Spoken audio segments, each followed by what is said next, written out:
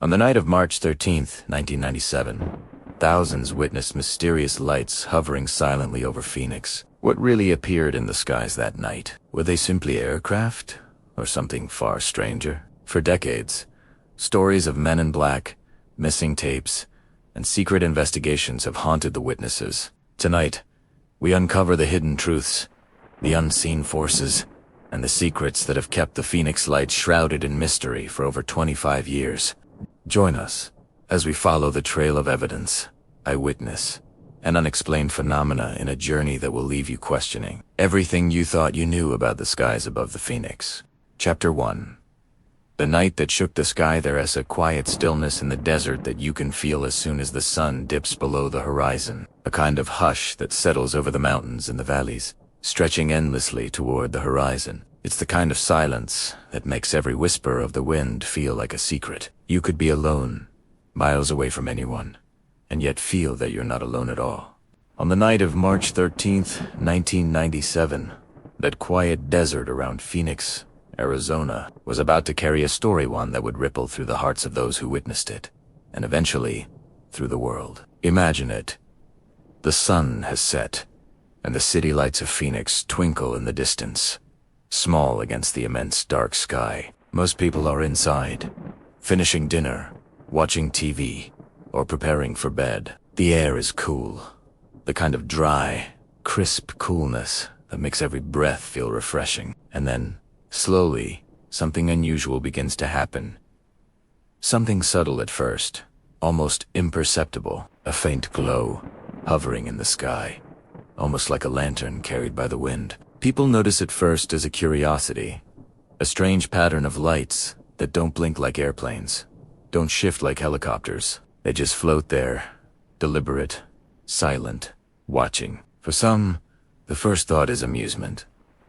Maybe someone is flying a drone or conducting a light show. Others feel an unease, a tingle that runs down the spine, not of fear, exactly, but of recognition, like the universe just reminded them it is far bigger than any city, street, or human worry. One thing is certain, these lights were not ordinary. They moved in ways that seemed impossible, hovering together in perfect formation, stretching across the sky like a ribbon of glowing orbs. Hundreds of people across the valley, from Scottsdale to Glendale, noticed. Some ran outside with cameras. Some simply stood in their driveways, mouths open, unable to speak. The night carried a rhythm. The lights pulsed softly, as if breathing. A man in his backyard, holding a steaming cup of tea, remembers how the lights seemed to follow the pattern of his heartbeat, or perhaps the heartbeat of the desert itself. Children, awakened by the unusual glow, stared at the sky with wide eyes, asking questions their parents couldn't answer. Was it a plane? A meteor? An elaborate joke? The answers were not easy to find, and would not be for decades. Among those witnesses, there was a quiet observer named Jim. He had always been fascinated by the sky, by things that glimmered beyond the reach of everyday understanding. He often worked late nights at his lab, surrounded by instruments that could capture glimpses of phenomena most would overlook. That night, Jim stepped outside and looked up, and for the first time, he felt that familiar sense of curiosity mingled with awe. These lights were not just unusual, they were extraordinary, and unlike any natural phenomenon he had studied, they carried intention. They were deliberate, almost intelligent in their movements, orchestrated in a manner that seemed to communicate something just beyond human comprehension. Jim's mind began to race. He imagined countless scenarios, some rational, others not.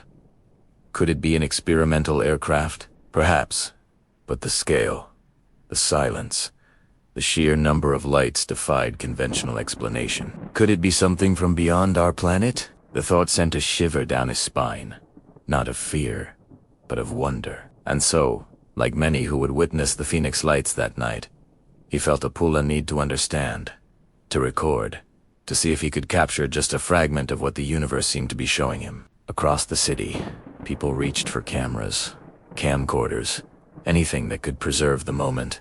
A man in a quiet suburban street set up an 8mm camera, adjusting the focus on the distant glow. He filmed, though he had no idea what he would do with the footage. Others simply watched, realizing that they were part of a story far larger than their everyday lives. Each person experienced it differently. Some felt a sense of peace, as though the lights carried a message of calm reassurance. Others felt a pulse of unease, a nagging question of why something so deliberate would remain unseen by those in power, why it would appear to ordinary citizens, but never be fully explained. As the night wore on, the lights began to change. What was once a stationary formation began to move, drifting silently across the sky in a slow, fluid pattern. It was as if they were performing a ritual, an unseen choreography, linking the scattered watchers below in a shared, silent understanding. The residents of Phoenix, unaware of one another, experienced a common moment of profound stillness, as if time itself had decided to pause and witness alongside them. Soon, reports started to emerge. People called friends, neighbors, local authorities. Some even reached out to local news stations. But the information traveled slowly, and the lights continued their silent ballet above the city. Pilots in the area began to notice as well, reporting unidentified objects moving in formations that made no sense according to any known aeronautical pattern. And yet, these reports were fragmented, scattered across different agencies, caught between disbelief and confirmation. In the days that followed, stories began to emerge not just of the lights themselves, but of strange people spoke of missing hours, of memories that felt fragmented, like they had been touched by something beyond ordinary perception. Some reported a sense of being watched long after the event, a subtle presence lingering in the corners of their lives. Others discovered that the footage they had captured contained anomalies, points of light that did not correspond to anything they had seen with their eyes, shapes that shifted slightly when viewed later as if the act of observation itself had altered the phenomenon. Jim, driven by curiosity and the faint thrill of uncovering the unknown,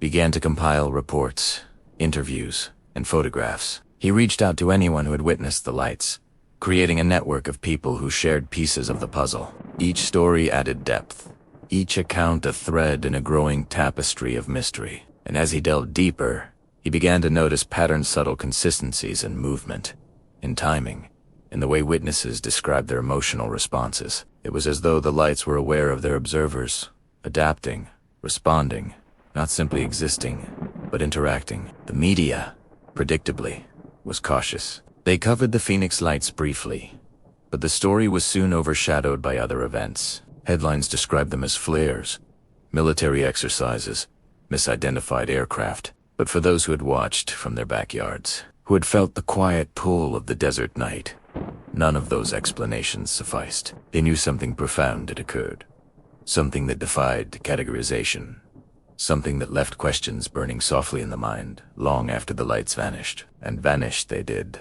slowly, deliberately, as the early morning hours approached. The lights faded into the distance, leaving a sky empty yet filled with an echo of wonder. People returned to their routines, carrying with them the unspoken knowledge that they had been touched by a mystery, a fleeting glimpse into a larger reality. Jim continued his research, gathering data, following threads, and discovering that what happened that night was only the beginning. Over time, the Phoenix Lights became more than an event. They became a symbol of human curiosity, of the quiet need to understand the unknown, a reminder that the world, the universe, is far larger, stranger, and more mysterious than we often allow ourselves to imagine. And perhaps most importantly, the night whispered a lesson: to watch, to wonder, to listen carefully to the world, because sometimes the most profound stories unfold silently in the spaces between ordinary moments. And so, as you drift towards sleep tonight, imagine standing in the cool desert air, looking up at a sky that stretches beyond comprehension. Picture the soft, deliberate glow of lights that move with intention, carrying messages not yet understood. Feel the gentle pool of curiosity, the quiet invitation to explore, to wonder, to dream. For the Phoenix Lights are not just a story, they are a reminder that the universe is alive with secrets, waiting patiently for those willing to look, to ask, to see. And as the night draws to a close, remember, sometimes the most extraordinary things are also the quietest, and the whispers of the universe are best heard in the calm of stillness, in the soft glow of light against the desert sky. And with that first night etched in memory, the journey had only just begun. Chapter 2. The first glimmer above Phoenix. The night was quiet in Phoenix, the kind of stillness that seemed to wrap itself around the desert like a gentle, invisible blanket. Streetlights flickered faintly in the distance, and the hum of the city felt far away, as if it belonged to another world entirely. Somewhere beyond the suburban streets, the desert stretched wide and empty, dotted with cacti and the occasional silhouette of a distant mountain. The air carried that dry, clean scent of the desert, mingling with the faint aroma of mesquite and the coolness that only night could bring. It was on a night like this, calm, yet expectant, that something began to shimmer in the sky. Subtle, almost hesitant, like a secret trying to reveal itself. For many, that night started like any other, with families tucked in their homes and the soft, familiar sounds of evening drifting from open windows. But for Sommet, the night had a different rhythm, one punctuated by glances at the sky, a subtle unease, or a quiet curiosity. Among them was Patrick, a man drawn to mysteries, someone who had always felt the pull of questions that lingered in the air like whispers. He had heard stories of strange lights in the sky, of phenomena that defied explanation, and tonight, there was a sense that something remarkable was about to happen. It began as a faint glow, almost like a reflection of city lights on distant clouds. But there were no clouds, not that night. The glow moved softly and deliberately, drawing attention from those still enough to notice. At first, many thought it was an airplane, or perhaps the reflection of headlights bouncing off the low desert clouds. But then the shape began to take form. A series of lights appeared, perfectly aligned, hovering in ways that no commercial aircraft could manage. They weren't blinking like airplanes. They didn't move in straight lines or predictable paths. Instead, they floated silently, almost respectfully, as if aware of the watchers below. People began to notice. Windows opened, porch lights flicked on, dogs barked softly in the distance, sensing the anomaly before their owners fully understood it. Neighbors stepped out, some in pajamas, some with cups of coffee still warm in their hands. Conversations began quietly, tentative at first, voices tinged with disbelief. "Do you see that?" someone whispered. "Is that real?"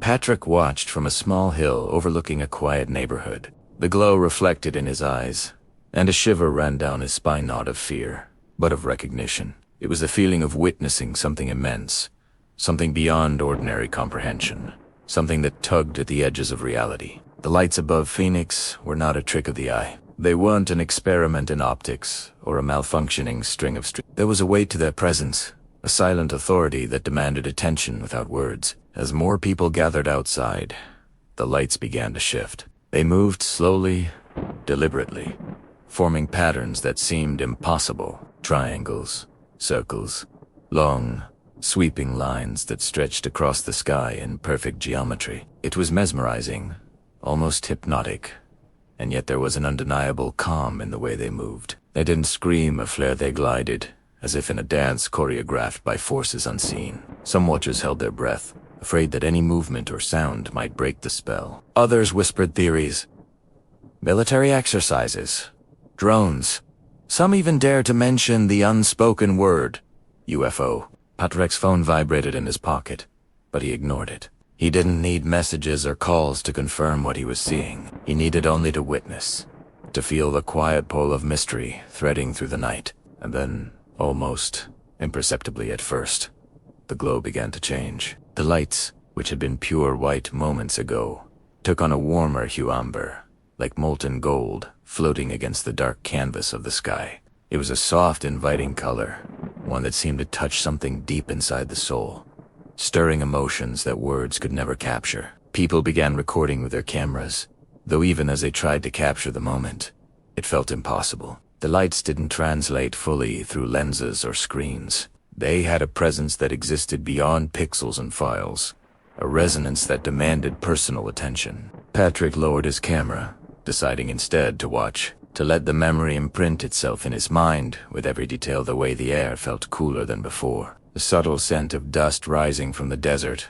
the distant calls of night birds. And then, as quickly as they had appeared, the lights began to fade. Not abruptly, but gradually, like a candle burning down to its final flicker. The shapes dissolved, the patterns disappeared, and the glow softened into the black velvet of the night. People stood in quiet disbelief, some hugging themselves, others reaching for hands to steady trembling friends or family members. The desert returned to its normal silence, punctuated only by the hum of the city that seemed to resume its rhythm as if nothing had happened. But those who had seen it knew differently. Something had passed through the sky that night, something that could not be ignored or explained away with ease. And while the lights had vanished, the questions remained, lingering like a gentle echo. Who or what had orchestrated such a display? Why Phoenix on this particular night? And how had they moved with such deliberate grace and intelligence? Patrick began to piece together what he knew from stories he had collected over the years,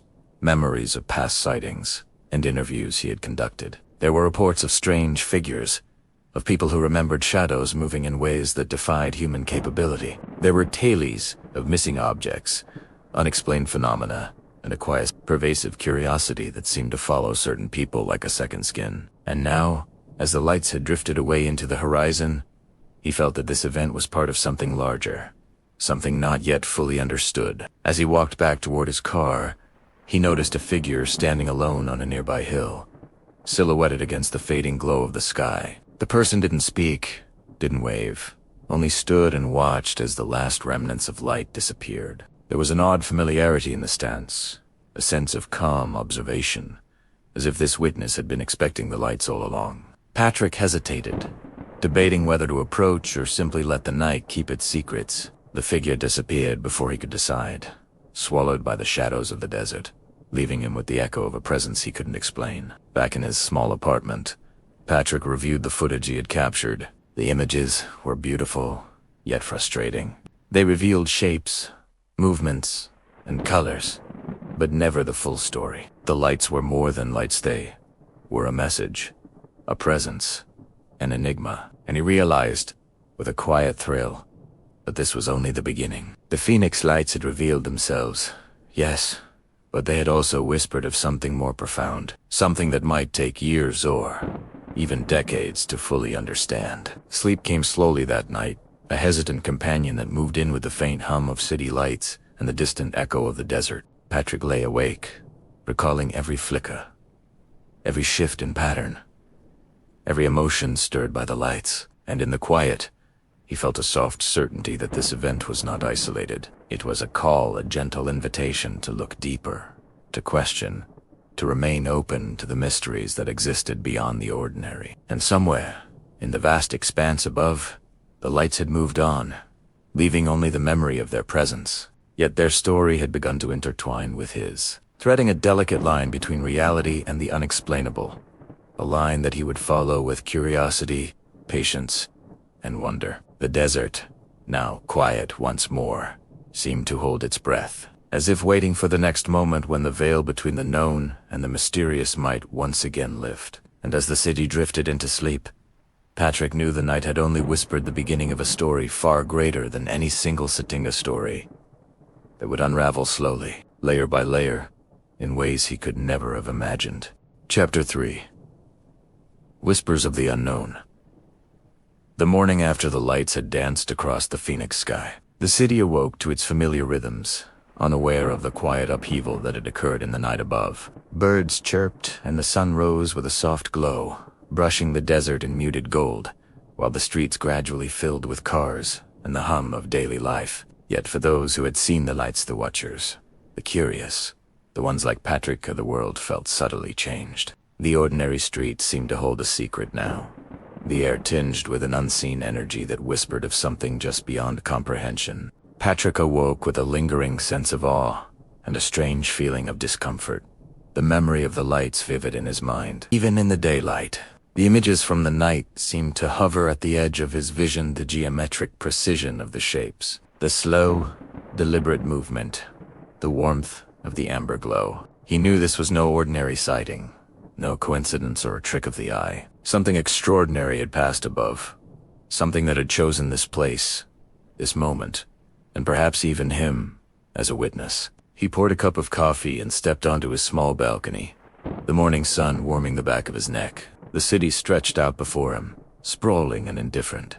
And yet, he couldn't shake the feeling that the world had subtly shifted. The lights had left their mark not on the desert or the buildings, but on the very air itself. as if the night had carried a message meant only for those who had paused long enough to notice. Patrick's thoughts drifted to the stories he had collected over the years, whispers of encounters that defied explanation, the tiles of strange figures seen at the edges of deserts, forests, and city streets. He thought of the men who had visited Jim at village labs, questions and papers in hand, their eyes sharp and observant, their presence both unsettling and oddly reassuring. What did they want?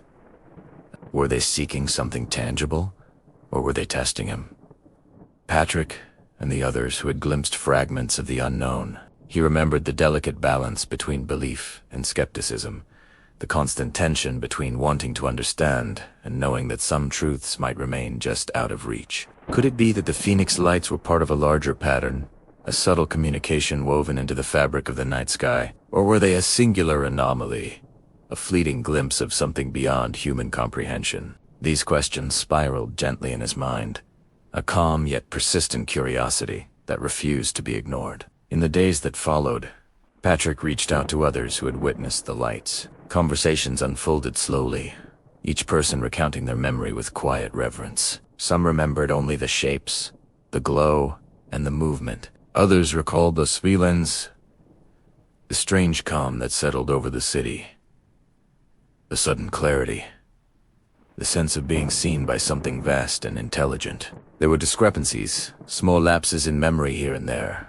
but the core of the experience was shared, an unexplainable phenomenon that demanded attention. Patrick began to piece together the threads, mapping out the accounts, noting the consistencies, and marking the anomalies. There was a rhythm to the reports, a pattern emerging from the chaos of human memory. And in this process, he realized that the story of the Phoenix lights was not merely about lights in the sky. It was about the way the world responded to the unknown, how ordinary people became witnesses to extraordinary events, and how those events lingered in the quiet spaces of memory, shaping perception in subtle ways. He spent evenings walking the streets of Phoenix, revisiting the locations where the lights had been seen. The desert stretched around him, vast and serene, the mountains rising like silent sentinels in the distance. He imagined the lights hovering above the city, drifting effortlessly across the night, observing, perhaps even studying the world below. There was no fear in this vision, only a sense of connection, as if the lights were inviting humanity to pause,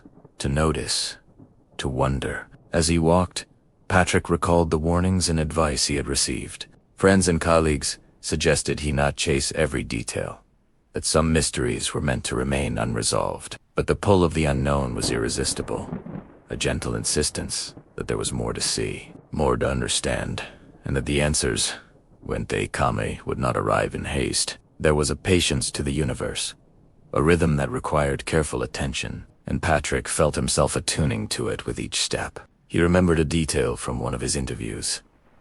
The men in black, the papers handed to Jim, the careful questions about gamma radiation and intergalactic scenarios. At first it had seemed almost fantastical, a story from another world. But now, with the memory of the Phoenix lights, fresh and undeniable, Patrick began to see a connection. There was a thread weaving through the events, subtle yet persistent, linking the lights, the visitors, and the questions about energy, technology, and the limits of human understanding. The city seemed to breathe with a quiet life of its own, the hum of civilization interwoven with the whispers of the unknown. Patrick felt the presence of unseen observers, not threatening, but curious, as if the night itself had eyes and ears attuned to those willing to notice. He wondered if this was how the world always had been, full of mysteries hidden in plain sight, waiting for the right moment, the right person to witness them. Night returned slowly, bringing with it the soft hush of desert winds and the distant calls of nocturnal creatures.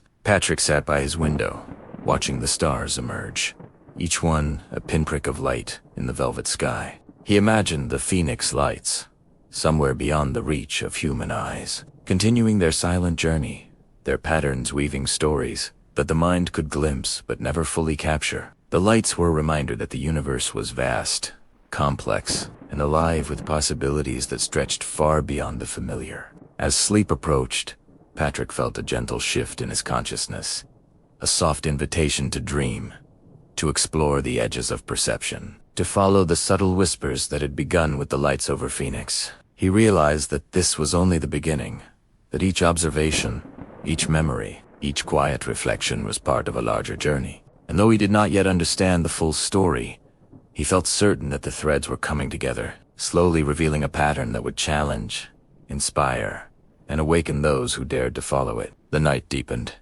and Patrick finally allowed himself to rest, the memory of the lights lingering like a gentle lullaby. He drifted into a calm, reflective sleep, where dreams and reality intertwined, where questions floated softly like clouds in the mind, and where the sense of wonder, once sparked, would never fully fade. And somewhere in the vast expanse above, the lights remained silent, deliberate, waiting for those patient enough to watch, to notice, and to follow the path they illuminated. And as the dawn approached, carrying with it new questions and quiet anticipation, Patrick sensed that the true story of the Phoenix Lights was only beginning to unfold.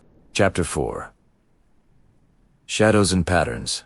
The days after the Phoenix Lights settled into a strange rhythm for Patrick. The city moved on, unaware of the events that had stretched across the night sky, while he found himself caught in a liminal space between ordinary life and something just beyond perception. Each morning, he awoke with fragments of memory from the night of the lights, the soft, steady hum in the air, the way the amber glow had hung above the city like a lantern suspended in the sky. It wasn't frightening, it was hypnotic, almost meditative, as if the universe itself had paused to invite observation. Patrick began to notice patterns he hadn't before. In the accounts he collected, small but consistent details emerged: angles of light, timing of appearances, even the way people's emotions subtly shifted in their wake. One witness described the lights moving with an almost intentional grace, as though they were choreographed to a silent rhythm that only they could perceive. Another spoke of a warmth that seemed to linger in the air long after the shapes had faded from view, a sensation that was at once comforting and uncanny. He spent hours transcribing notes, drawing sketches of the light formations, attempting to capture the subtle geometry that had so captivated the watchers. Even in his drawings, there was an elegance to the shapes, a symmetry that defied explanation. It was as if the lights were not just a random phenomenon, but a deliberate act of communication, a message wrapped in patterns and movement, a puzzle left for attentive eyes to decipher. Late one afternoon, Patrick returned to the spot where the majority of sightings had occurred. The desert stretched endlessly around him,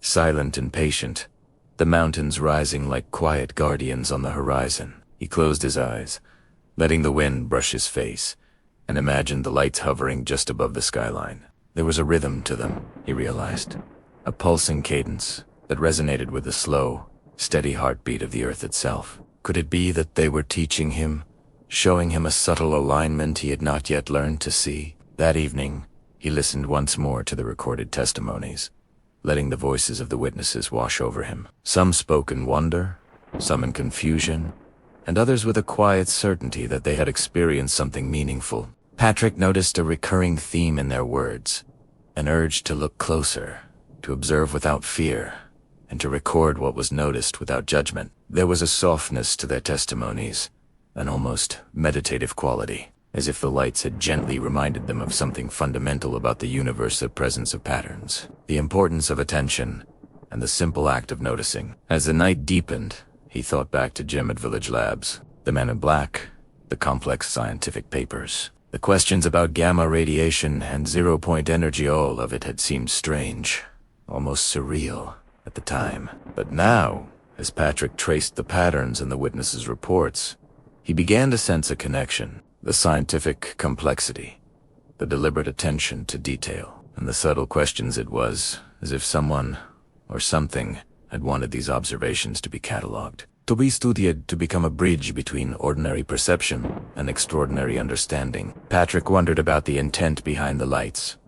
Were they a warning, a lesson, or simply a call to awareness? There was no fear in the phenomenon, only precision and grace, a kind of careful intelligence that respected the boundaries of human perception while gently nudging at the edges. He thought about the people who had seen them, the ordinary men and women whose lives were briefly touched by the extraordinary. How would they interpret it?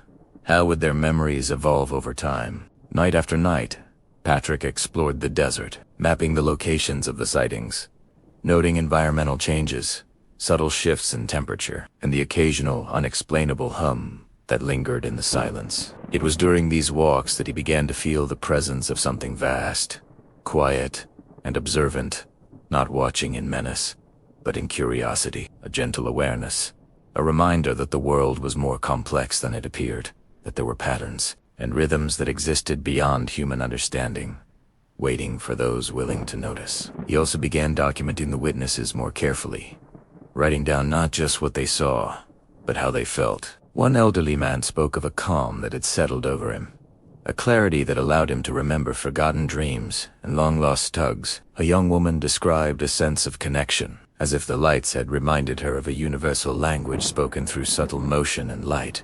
Patrick realized that the Phoenix Lights were more than a visual spectacle. They were an emotional experience, a gentle lesson in perception and awareness, leaving impressions that resonated deeply in those who had witnessed them. Late one night, as he sat by the desert's edge, he remembered the fragment of conversation from the Art Bell show, the description of the men in black, and their cryptic questions. They had handed gym papers filled with complex mathematics, diagrams, and theories that hinted at energies and patterns far beyond ordinary comprehension. Now, with the recollections of witnesses fresh in his mind, Patrick began to see a subtle bridge between those scientific inquiries and the lived experiences of the watchers. There was a hidden structure, a careful layering of observation and reflection, an invitation to explore not just the lights themselves, but the deeper patterns they revealed. He considered the advice he had received.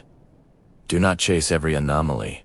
Do not try to solve every inconsistency. And yet, he felt a gentle pull to continue, not in a frantic search for answers, but in quiet observation, following the subtle rhythms and patterns the lights seemed to offer. Each step in the desert, each interview recorded, each sketch made, became a meditation, a way to attune himself to the quiet order that existed within the extraordinary. The lights, he realized, were patient. They had no urgency, no need to be understood in a single moment. They were like the desert itself, timeless, unhurried, observing as humanity moved in its daily rhythm. To follow them, to understand them, required patience, a willingness to slow down, to notice, and to accept that some answers would only reveal themselves gradually, like the dawn slowly painting the sky with color. Patrick drifted into sleep that night with a sense of calm anticipation. He imagined the Phoenix Lights moving silently across the heavens, each formation a word in a language he was only beginning to understand. The desert hummed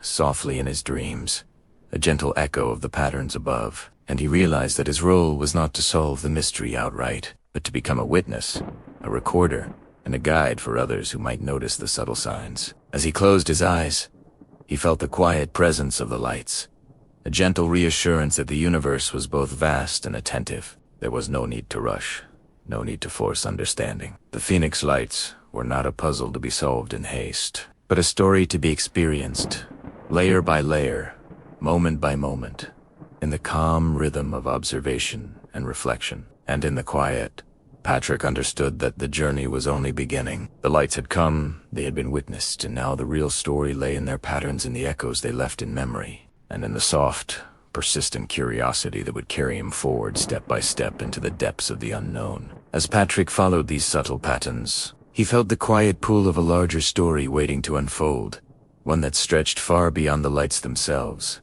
Chapter 5.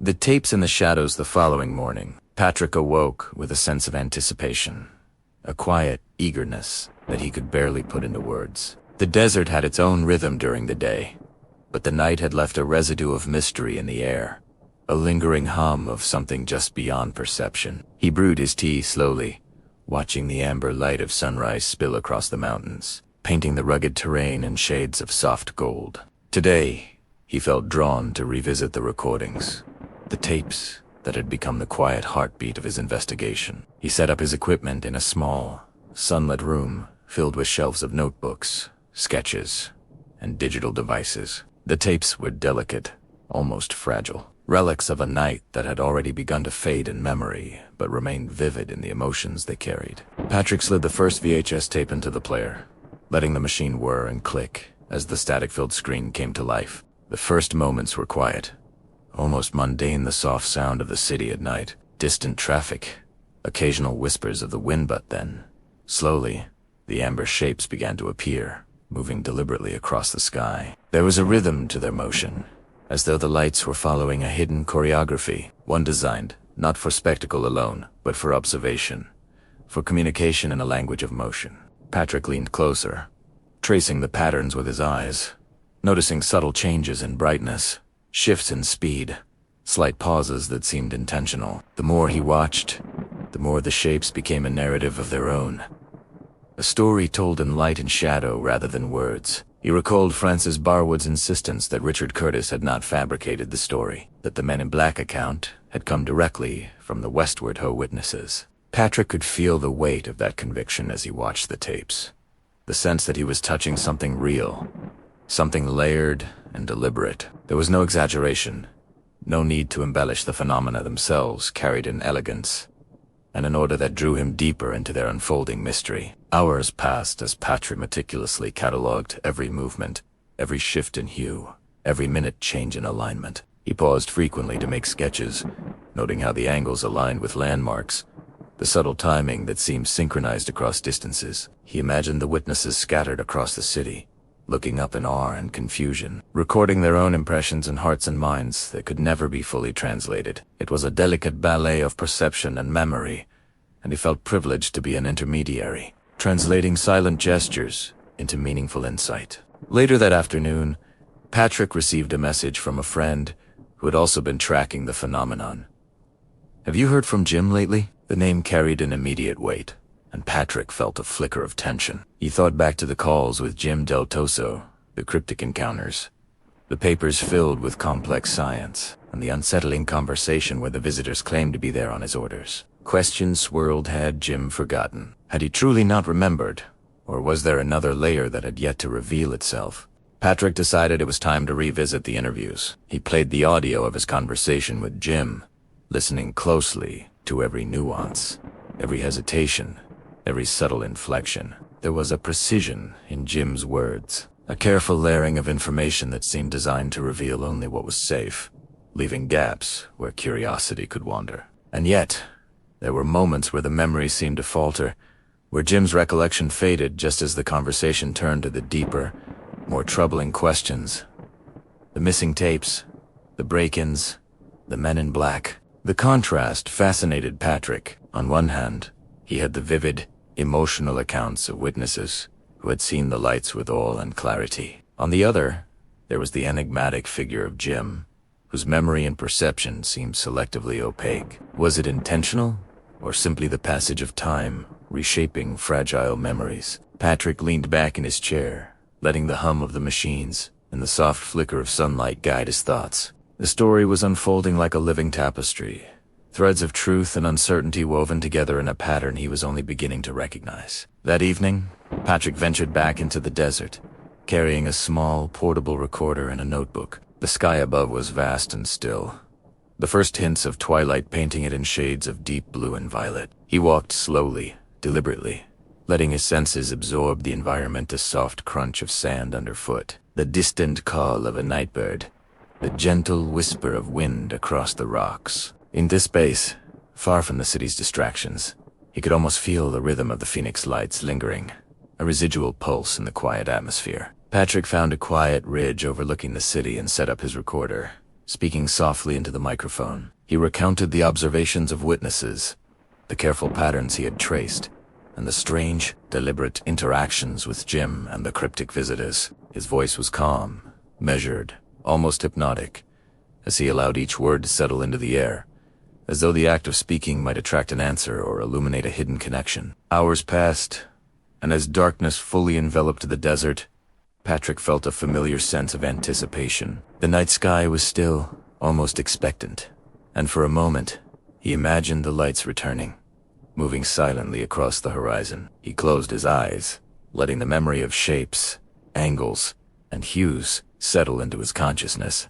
The tapes, the interviews, the desert walks, they were not just fragments of evidence, but pieces of a living puzzle, a narrative unfolding in layers of light and perception. Patrick's thoughts turned to the witnesses again, and the strange connection they shared despite never having met. What was it about the lights that resonated so deeply, leaving impressions of awe and clarity? He recalled the elderly man who had spoken of forgotten dreams resurfacing, the young woman who had felt a profound sense of connection. The lights were more than visual phenomena, they were emotional, cognitive, and almost meditative, drawing attention to subtleties in perception that were often overlooked. In that quiet, reflective state, Patrick felt a shift in understanding. The story of the Phoenix Lights was not simply about unexplained aerial events. It was about observation, patience, and the cultivation of awareness. It was a story that required careful attention, a willingness to notice the small patterns and subtle cues that others might overlook. And in this realization,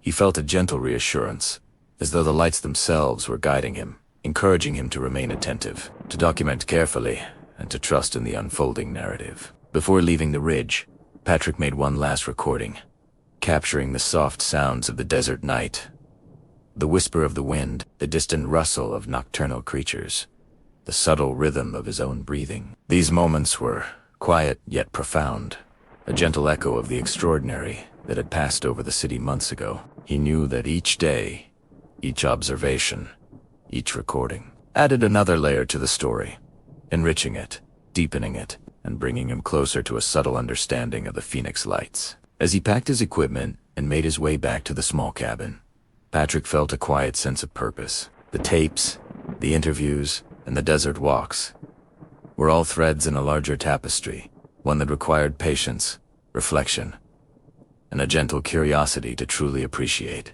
The story was far from complete, but it was unfolding in a way that was intimate, layered, and deeply compelling. Patrick turned off the lights in the cabin, leaving the faint glow of the city beyond the desert horizon. He lay down, feeling the subtle hum of anticipation, the quiet pull of the unknown, and the gentle presence of the lights in his mind. Sleep came slowly, carrying him into dreams of amber shapes moving silently, of patterns waiting to be understood, and of a story that was still very much alive, waiting to reveal its next chapter. And as the desert night held its quiet secrets, Patrick sensed that the tapes were only the beginning. The shadows and messages they carried were waiting to be understood. Chapter 6. Whispers in the Desert. The desert had a voice, though it spoke in whispers and echoes rather than words. As Patrick stepped outside the small cabin the next evening, the heat of the day had given way to the soft coolness of twilight. The sky was vast and stretched infinitely above him, painted in muted shades of indigo and lavender, as if the heavens themselves were preparing for a secret performance. With each step on the sand, he could feel the grains shifting beneath his feet, almost as if the earth remembered the strange lights that had passed overhead months ago. Patrick carried his notebook and a small handheld recorder, walking slowly toward a ridge that overlooked the city lights in the distance. The town below flickered faintly, unaware of the mysteries unfolding above and around it. Here, in the solitude of the desert, he could think clearly, could listen, and could feel the subtle vibrations of something beyond normal perception. The night was calm, yet it felt alive with possibility, as if the desert itself was holding its breath, waiting for someone to notice what had always been there. He sat on a flat rock, letting the cool night seep through his clothing, and began speaking softly into the recorder. His voice was calm, hypnotic, as he recounted his findings from the previous days. The tapes, the interviews, the strange papers handed to Jim Del Toso. He tried to speak slowly, to articulate every observation in a way that mirrored the gentle unfolding of night, hoping that the act of storytelling would draw clarity from the shadows. "I've been thinking about the witnesses," he whispered into the recorder. "People who saw the lights, who remember shapes, patterns, and a kind of rhythm that I'm only beginning to understand. Each memory is different, yet there is a thread that connects them, a sense of awe, a feeling that something deliberate was moving above them. It's as if the night itself was alive, orchestrating moments that are still waiting to be understood." Patrick closed his eyes and let the desert sounds wash over him. The distant call of an owl, the rustling of nocturnal animals, the faint hiss of wind over the dunes. In the quiet, he imagined the lights again, the amber, luminous shapes moving silently through the sky. The tape recordings seemed almost alive in his mind, each flicker and pause a note in an intricate melody. He thought of the angles, the timing, the subtle changes that were too precise to be random. Something was guiding them, something patient and intelligent. The wind carried a soft scent of desert sage, and Patrick inhaled deeply, allowing his senses to merge with the environment. He thought about the Men in Black story, about Jim's hesitant recollections, the papers with complex diagrams, and the cryptic interactions that seemed almost impossible to decode. There was a tension in these memories, a delicate balance between truth and uncertainty. And yet, Patrick felt that every detail mattered, every hesitation and pause, a clue waiting to be noticed. Hours passed in quiet observation, Patrick's notebook filled with sketches of light patterns,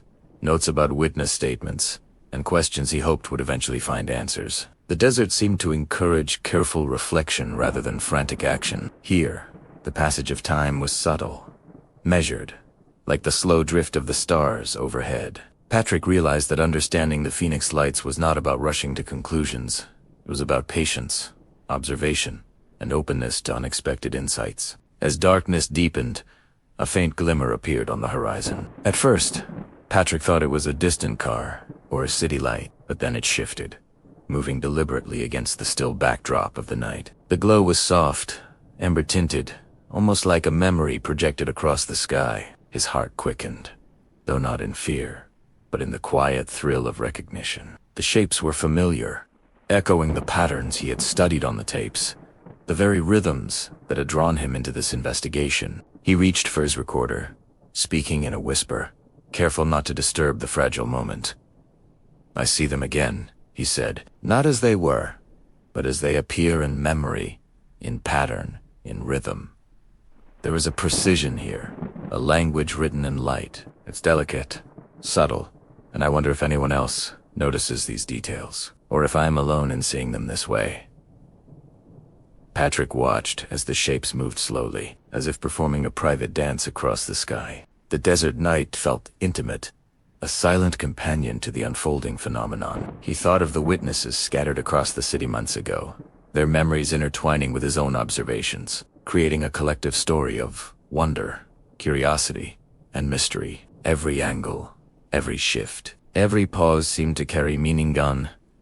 Intentional choreography meant for eyes that were willing to notice. Suddenly, a faint breeze carried a sound that made him pause, a soft, almost imperceptible humming, as if the desert itself was vibrating in resonance with the lights. Patrick leaned forward, attentive, wondering if it was the wind, a trick of perception, or something else entirely. He let himself remain open to the sensation, allowing it to guide his thoughts rather than trying to control or define it. This was the essence of discovery, he realized. To witness without forcing understanding, to observe without demanding answers. Hours slipped by, and the lights slowly faded, leaving the sky in deep shades of indigo and silver. Patrick stayed on the ridge, letting the moment settle into memory. He wrote carefully in his notebook, capturing both the observation and the emotional resonancy. Sense of all, the delicate tension of anticipation, and the subtle feeling of connection that lingered long after the lights disappeared. As he prepared to leave, Patrick felt a soft presence of understanding, as if the night had whispered a quiet confirmation. The story was unfolding, not in sudden revelations, but in patient observation, in the accumulation of details, and in the quiet reflection of those willing to notice. Each witness, each tape, each interview was a part of a larger narrative, one that moved slowly, deliberately, and with care. Back in the cabin, Patrick poured himself a cup of tea and settled into a chair near the window. The city lights below twinkled softly, mirroring the stars above. He reflected on the evening's observation, the faint amber glow that had appeared on the horizon, and the strange humming that had accompanied it. Nothing was conclusive, yet everything felt significant. The story of the Phoenix Lights was not a puzzle to be solved. Quickly, it was a living narrative, unfolding one observation at a time, waiting for those who could witness it patiently and attentively. Patrick felt the calm settle over him, the hypnotic rhythm of the desert night matching the slow cadence of his thoughts. He considered the men in black, the cryptic papers, and the interviews with Francis Barwood and Jim Delta. Each piece of the story added texture, depth, and subtlety, creating a tapestry that was intricate, delicate, and profoundly compelling. He understood that this was only one chapter of the journey, that the story would continue to unfold, and that every observation, every reflection, every whispered note of curiosity mattered. As he drifted into sleep, Patrick carried with him the memory of the amber lights, the subtle hum of the desert, and the quiet understanding that the Phoenix Lights were more than a visual phenomenon. They were a story of patience, observation, and one there a narrative that invited him to see, to notice, and to feel. And in that understanding, the desert night seemed to breathe with him, a silent, patient companion, guiding him into dreams filled with light, shadow, and the delicate mysteries of the sky. And as Patrick slept, the desert held its secrets, whispering softly that the lights above were only the beginning of a story far larger than any one person could yet imagine. Chapter 7. The tape that spoke morning in the desert arrived like a soft sigh, the kind that stretches slowly across the horizon, turning the sky from deep indigo to shades of rose and gold. Patrick awoke with the memory of last night still vivid in his mind, amber glow, the gentle hum, the desert that seemed almost alive with secrets, the quietness of dawn wrapped around him. And for a moment, he simply breathed, letting the warmth of the rising sun seep into his skin, feeling the world waking alongside him. He poured himself a cup of coffee, the steam curling gently into the morning air, and stared out at the ridges and valleys that lay beyond his cabin. It was a scene of serene beauty, yet beneath its calm exterior, a sense of anticipation lingered. The tape, though, one that had sparked so much curiosity, debate, and even fear, was waiting for him. It had been in his possession for weeks now, yet he had delayed watching it, sensing that the right moment would come when he was fully prepared to receive it. Patrick took a deep breath, lifting the tape from its case with a reverence reserved for something fragile and precious. It was more than just a recording. It was a window into a night that had captivated countless witnesses. A night when lights unlike any other had moved silently across the skies of Phoenix. He held it carefully, as if by doing so he could feel the pulse of the events it contained, the echoes of those who had witnessed it firsthand. He set up the old VCR and television, the faint hum of the machine filling the cabin like a gentle drumbeat. The screen flickered to life, and for a moment, all the outside world seemed to fade. Patrick leaned back in his chair, eyes fixed on the screen, ready to watch not just a series of lights, but the unfolding of a story that had eluded explanation for decades. The first few frames were ordinary streetlights, shadows of trees, the quiet stillness of a neighborhood at night. But then, slowly, deliberately, the amber glow appeared. It moved across the screen with a rhythm that was almost hypnotic, like a slow dance performed against the backdrop of the darkened city. Patrick noticed the subtle shifts in brightness, the gentle pulsing, and the way the shapes seemed to follow a precise, intentional path. There was a clarity to it, a coherence that suggested intelligence behind the motion. He leaned forward, heart quietly racing, aware that this was a story not just seen, but felt. The tape revealed more than shapes in the sky. It captured a narrative of movement, of deliberate choreography. Patrick could almost hear the whispers of those who had stood under the lights, their awe and wonder carried across time in this silent recording. It was as if the tape itself were speaking, communicating in a language of light and pattern that transcended ordinary understanding. As he watched it, Patrick reflected on the witnesses he had interviewed. Their memories sometimes inconsistent, sometimes vivid. Each person had a piece of the puzzle, a fragment of experience that contributed to a larger picture. Some remembered formations, others the silence, the calm, the feeling of being small under something vast and extraordinary. And now, watching the tape, he could see the threads connecting those memories, the subtle patterns, the shared sense of awe, the unspoken rhythm of the Phoenix lights. The hum that accompanied the lights was faint on the tape but perceptible, a vibration that seemed almost physical. Patrick adjusted the volume carefully, letting the sound fill the cabin without overwhelming it. It was soft, almost imperceptible, yet it resonated with a strange familiarity, echoing the sensation he had felt in the desert the previous night. The recording was more than visual. It carried energy, a sense of presence that was difficult to define but impossible to ignore.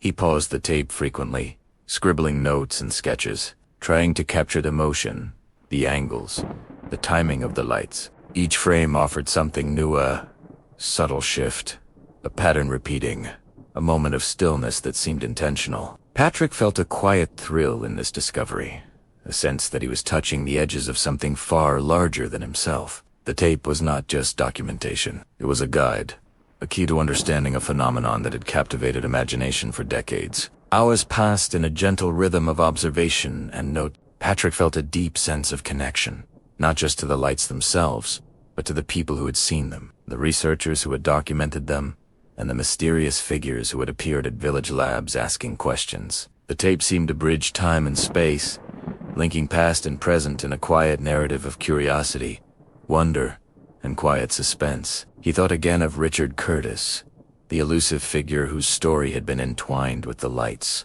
the missing tape, the cryptic warnings. The men in black, these elements added layers of mystery, yet the tape before him was simple and honest.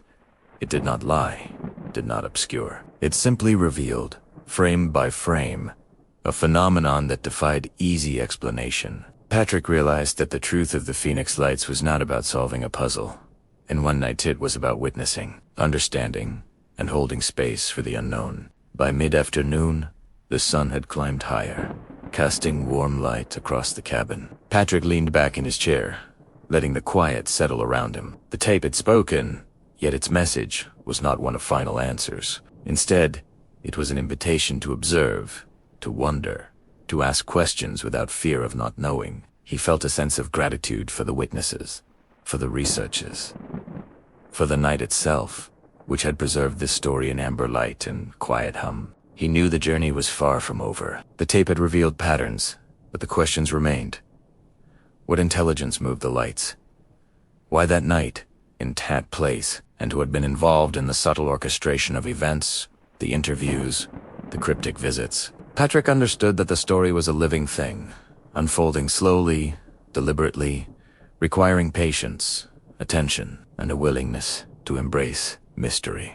As the day faded toward evening, he stored the tape carefully, making notes for further study, for future observation. The lights on the screen lingered in his mind like the echo of a dream, soft yet persistent, gentle yet insistent. Patrick felt a quiet resolve he would continue to watch, to document, to speak with witnesses, and to remain open to the nuances and subtleties that only time and attention could reveal. That night, as the desert cooled and the stars began to appear, Patrick stepped outside again. The sky stretched endlessly above, and though he saw no lights this time, he felt their presence in the rhythm of the night, in the subtle vibration of the earth, and in the quiet thrill of anticipation. The tape had spoken, but the story was still unfolding, and Patrick was ready to follow it, wherever it might lead. And as the stars twinkled softly above, he understood that the tape was only the beginning, a gentle guide into a mystery that would continue to unfold, one observation at a time.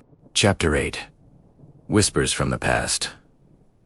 The desert night carried a soft hush, the kind of quiet that feels as though the world itself is holding its breath. Patrick lay awake in the small cabin, the faint glow of moonlight spilling across the floor, illuminating the scattered notes and sketches from his tape observations. The events of the previous day, the careful study of the tape, the subtle hum that seemed to vibrate beneath his skin, the patterns of the Phoenix Lights were still fresh in his mind. Yet, even in the calm of the night, a question tugged at him.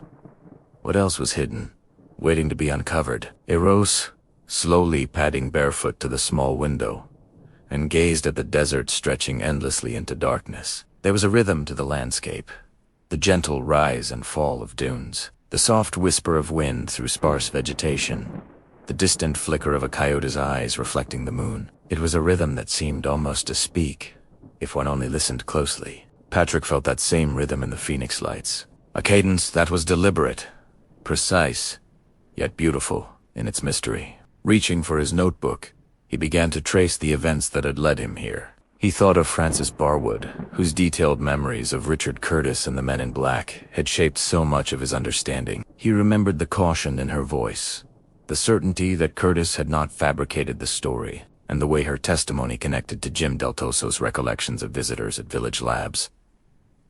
Yet there were gaps, inconsistencies that could not be ignored. Patrick knew that these gaps were not signs of deception, but traces of human memory shifting, fragile, and yet invaluable. He revisited his recordings from past interviews, listening again to the voices of witnesses who had seen the lights that night. There was Mrs. Clark, who had described the sudden silence that had enveloped her neighborhood, the way the lights had hung motionless for a moment before gliding silently across the sky. There was David, who had captured brief glimpses of a formation moving with impossible precision, shapes so fluid that they seemed almost alive. Patrick noticed details he had overlooked before, the way witnesses described a feeling of calm, a gentle pull toward the sky, as though the lights were inviting them into a story larger than themselves. The more he listened, the more Patrick realized that the Phoenix Lights were not merely an event to be documented. They were an experience to be felt. The patterns, the movement, the silence, the presence of something beyond ordinary perception, all of it carried a subtle message, an echo of curiosity and wonder that transcended explanation. He felt drawn to the quiet mystery, the way each detail hinted at a larger narrative without revealing it outright. Patrick's thoughts drifted to the mysterious visits, the cryptic warnings, and the missing tapes. Richard Curtis had once claimed that the men in black had come for his recording, a story that had seemed almost fantastical at first. Yet, as Patrick pieced together accounts from Village Labs, Jim Del Toso, and Francis Barwood, he realized that the story had a quiet, almost credible rhythm. The men in black, whether literal or symbolic, represented an unseen force, a layer of complexity that deepened the mystery rather than diminished it. He remembered Monty Hedex's words, shared in an interview months before, about the way Jim had gone to extraordinary lengths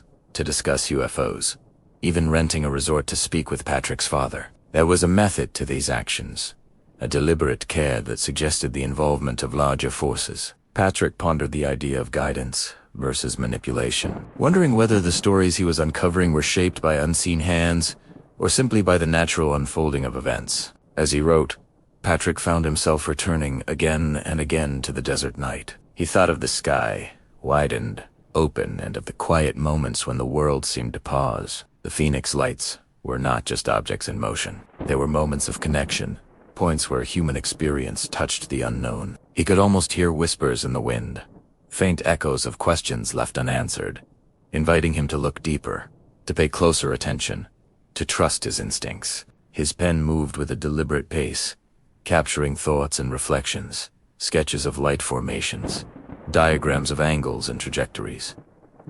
The work was meticulous, almost meditative, a way of embedding himself in the rhythm of the story. Each page became a map of curiosity, a record not just of events, but of perception, memory, and insight. Patrick felt a quiet satisfaction in the act of documenting, knowing that even if the ultimate truth remained elusive, he was preserving a piece of the mystery for others to experience. Night deepened, the stars casting pale light across the desert floor. Patrick paused, guessing upward, and for a long moment allowed himself to imagine the lights themselves, drifting silently above the city. He pictured their slow, deliberate motion, their amber glow, the way they seemed to interact with the landscape below. There was a beauty in the unknown, a gentle invitation to wonder, to question, to remain open to possibility. He thought of the tape again, stored carefully on a shelf. Its silent frames, carrying more than images, they carried resonance, memory, and an almost spiritual weight.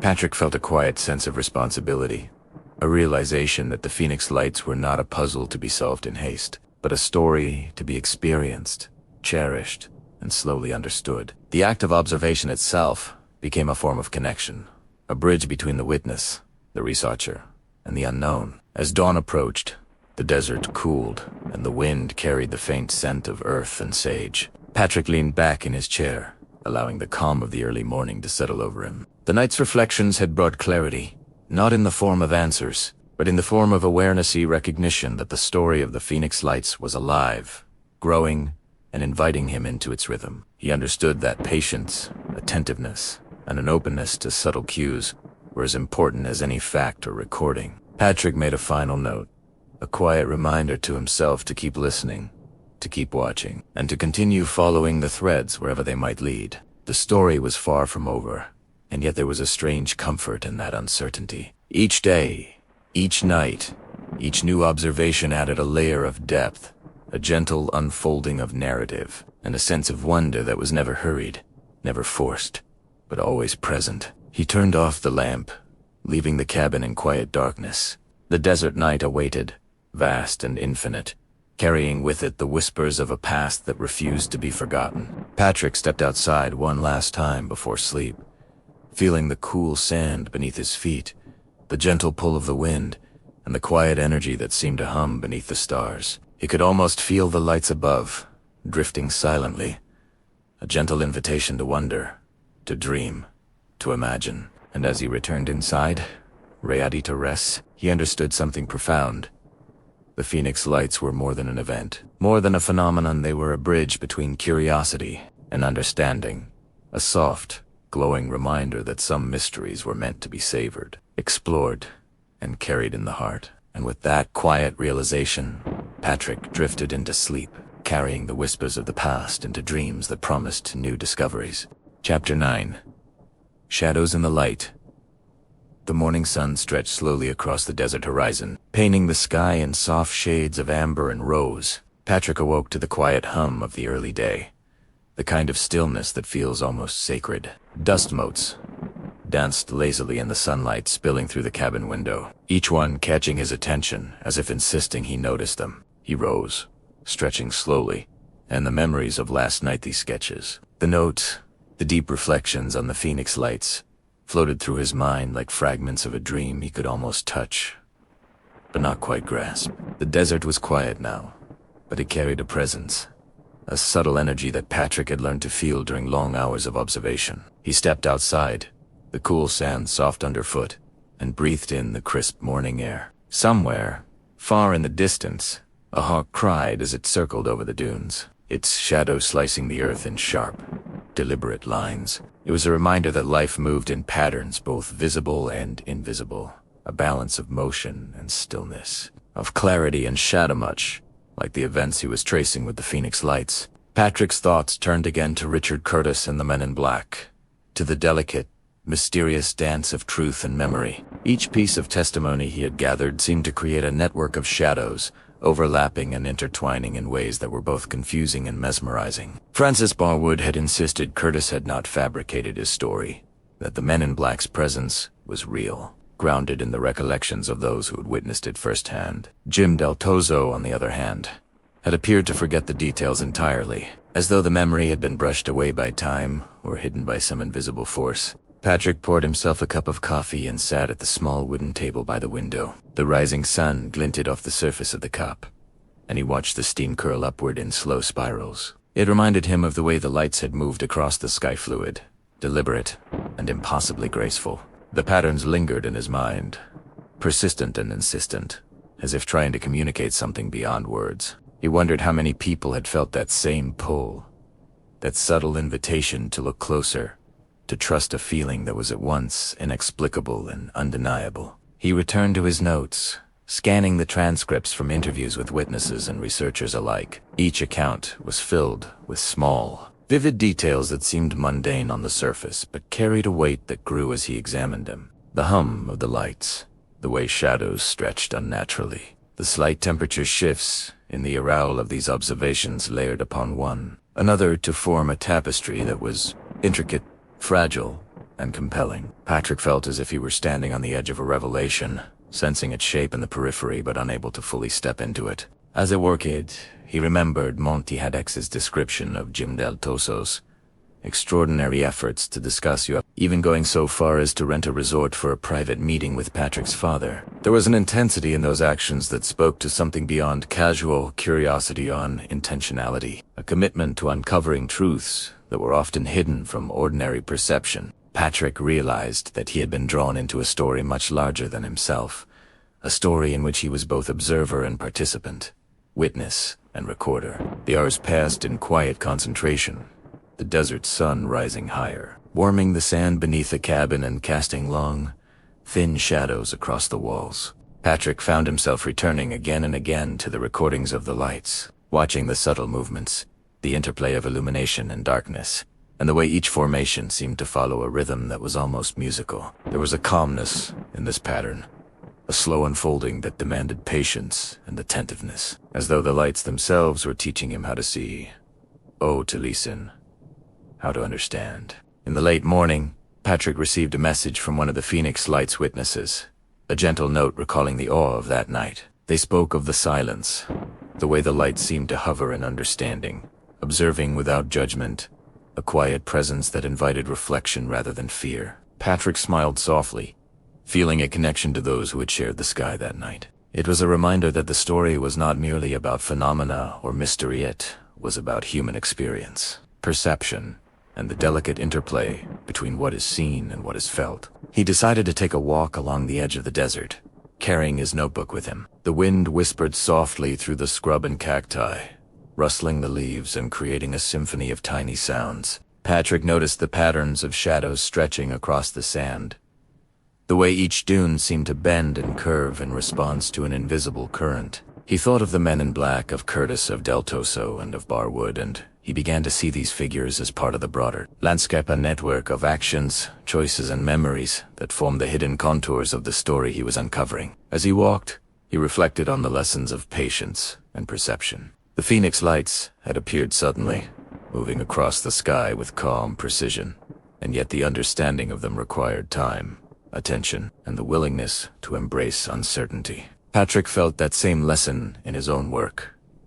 Every detail mattered, every witness accounted for, every memory a thread in the vast, intricate tapestry. He understood that the shadows he pursued were not merely obstacles, they were signals, guiding him toward deeper insight. If only he remained attentive. Returning to the cabin as the sun began its descent, Patrick set his notebook aside and gazed at the horizon. The colors shifted from amber to soft golds and purples, the desert stretching into an endless expanse of possibility. The day had been long and filled with reflection, and yet he felt a quiet exhilaration, a sense that he was moving closer to understanding the subtle truths hidden within the story. As night fell once again, he prepared for another session of reviewing tapes and transcripts. The calm of the evening, the gentle hum of desert life, and the faint promise of the unknown all combined to create an atmosphere of quiet anticipation. Patrick knew that the story of the Phoenix Lights was far from complete. Each new observation, each careful reflection, each whispered memory from the past added to the depth and texture of the tale, and he felt privileged to be part of the unfolding narrative. He paused, letting the silence settle over him. In that stillness, he could almost sense the movement of the lights above, drifting slowly, gracefully, with a purpose that was inscrutable yet inviting. Patrick felt a quiet thrill of anticipation, the knowledge that he was on the cusp of discovery, yet also the recognition that the journey itself, the careful listening, the patient observing, the deep reflection was as important as any answer he might uncover. The desert night enveloped him, cool and soft, carrying with it the echoes of witnesses, the memories of Curtis, Del Toso, and Barwood, and the subtle, mesmerizing pattern of the Phoenix Lights themselves. Patrick understood that he was standing in the middle of a story that was alive, shifting, and full of quiet wonder. And as he settled back into his chair, ready to rest for the night, he felt a deep sense of connection to the sky, to the desert, and to the intricate, mysterious narrative that had called him here. And as Patrick closed his eyes, the shadows of the past seemed to stretch gently into the night, guiding him toward truths he had yet to uncover. Chapter 10.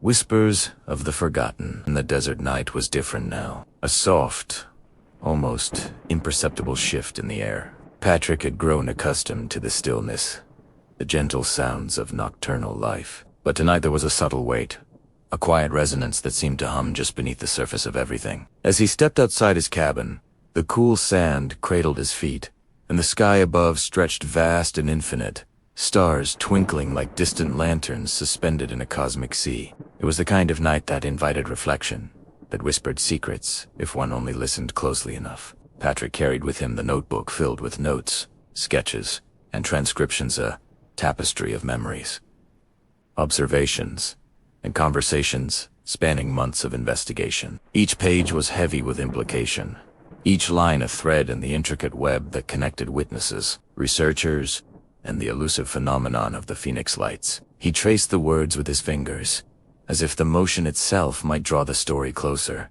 make the patterns clearer. He remembered Francis Barwood's firm insistence that Richard Curtis had not fabricated the story, that the men in black were real, their presence corroborated by the hotel staff who had observed them. Yet, the dissonance remained.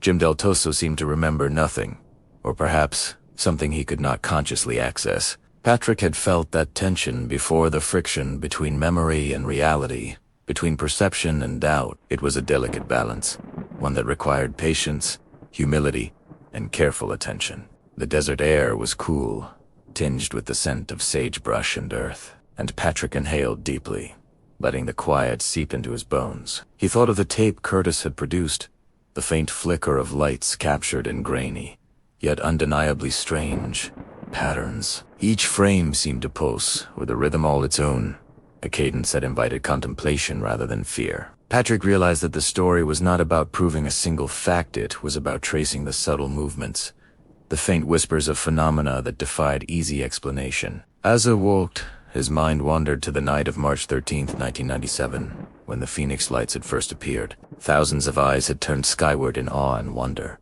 each observer absorbing the event in their own way. Some had described enormous, silent shapes moving with impossible precision. Others had recalled smaller lights, darting in formations that felt intentional, purposeful. The memory of that night was layered, complex, and deeply human, a mixture of astonishment, fear, curiosity, and wonder. Patrick's thoughts drifted to the men in black and the peculiar encounters that had followed. Curtis's narrative, Barwood's testimony, Deltosos's interviews, all of it formed a network of shadows and echoes, a pattern that seemed both deliberate and elusive. There was a precision in the way these figures had appeared and disappeared, a careful choreography that suggested intention, yet never revealed motive. Patrick found himself contemplating the nature of these interventions, the quiet ways in which stories are shaped, altered, or guided without our awareness.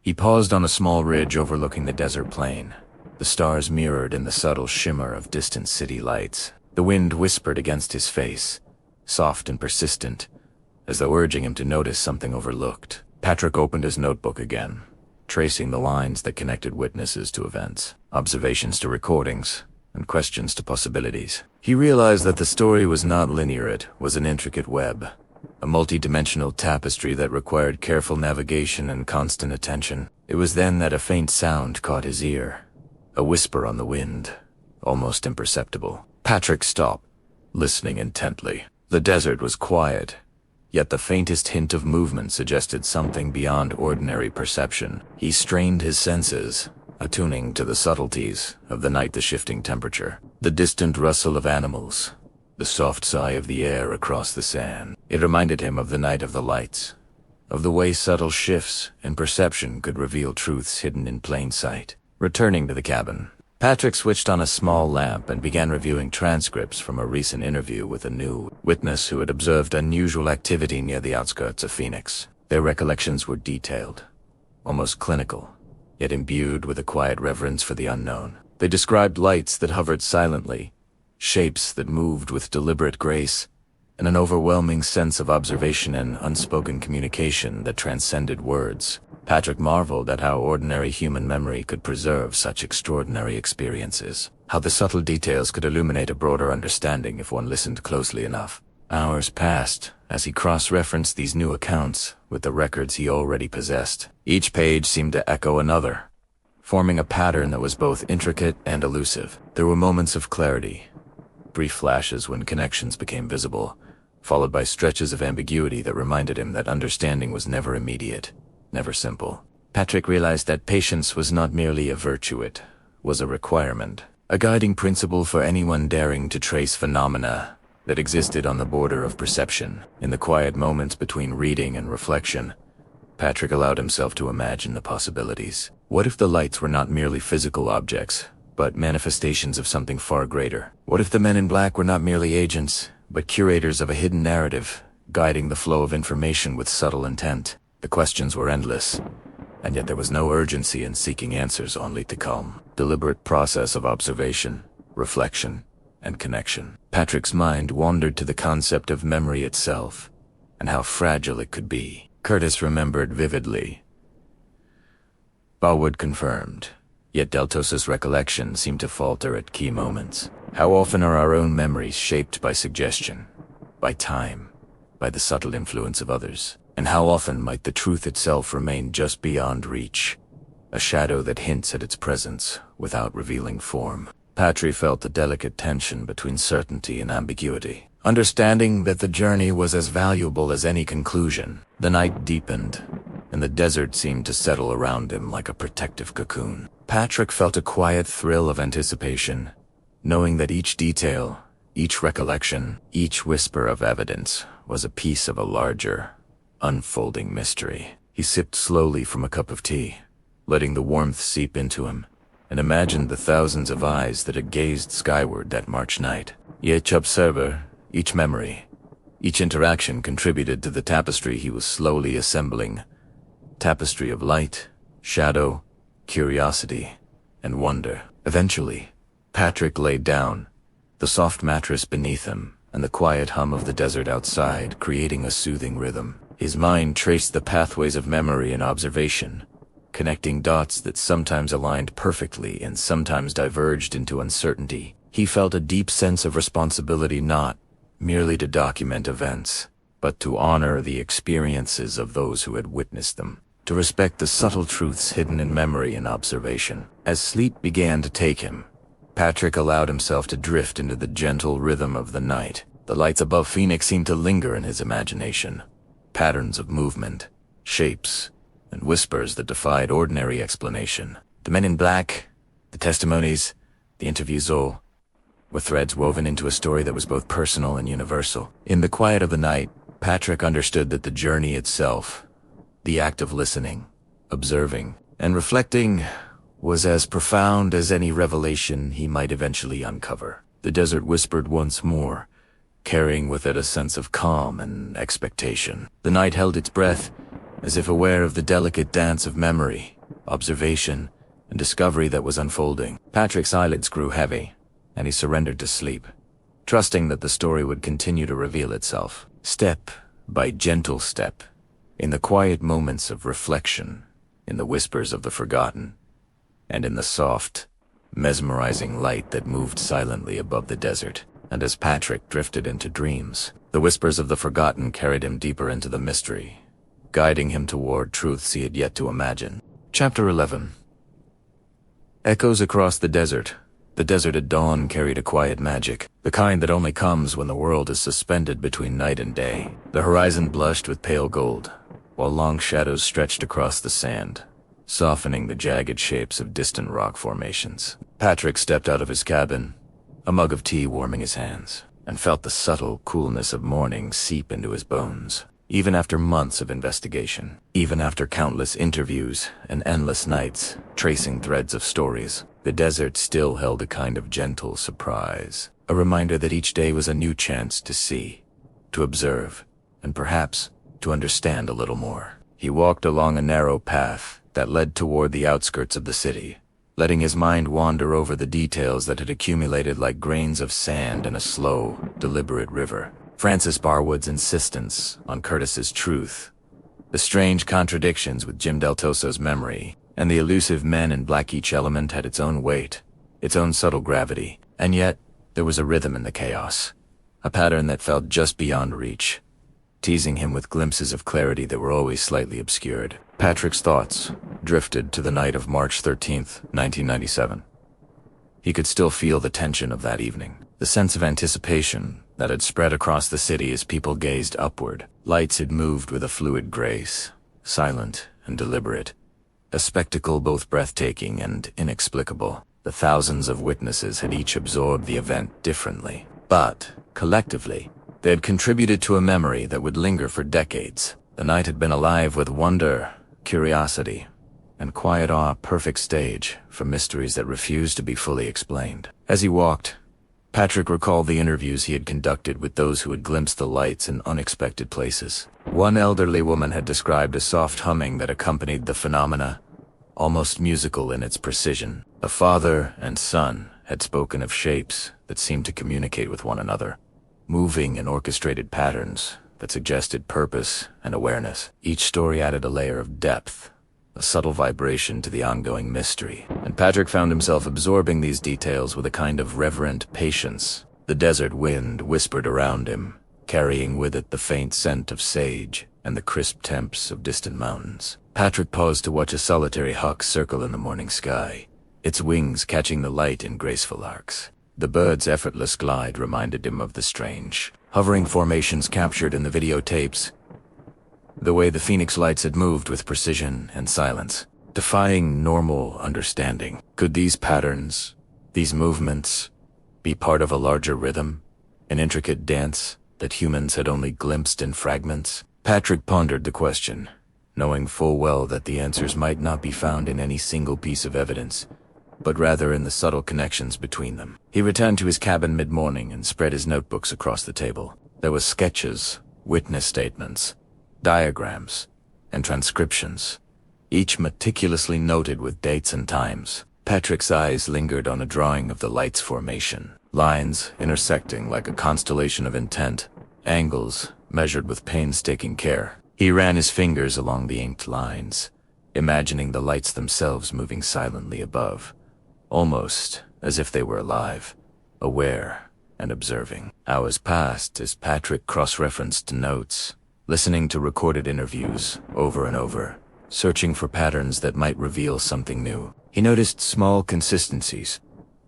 A particular angle of light described by multiple witnesses, the same subtle hum reported in distant locations, and the odd recollection that the men in black had appeared to follow up on certain events. These consistencies were faint, delicate threads, but they carried a quiet weight, a suggestion that there was a method to the mystery. Patrick leaned back in his chair, closing his eyes for a brief moment.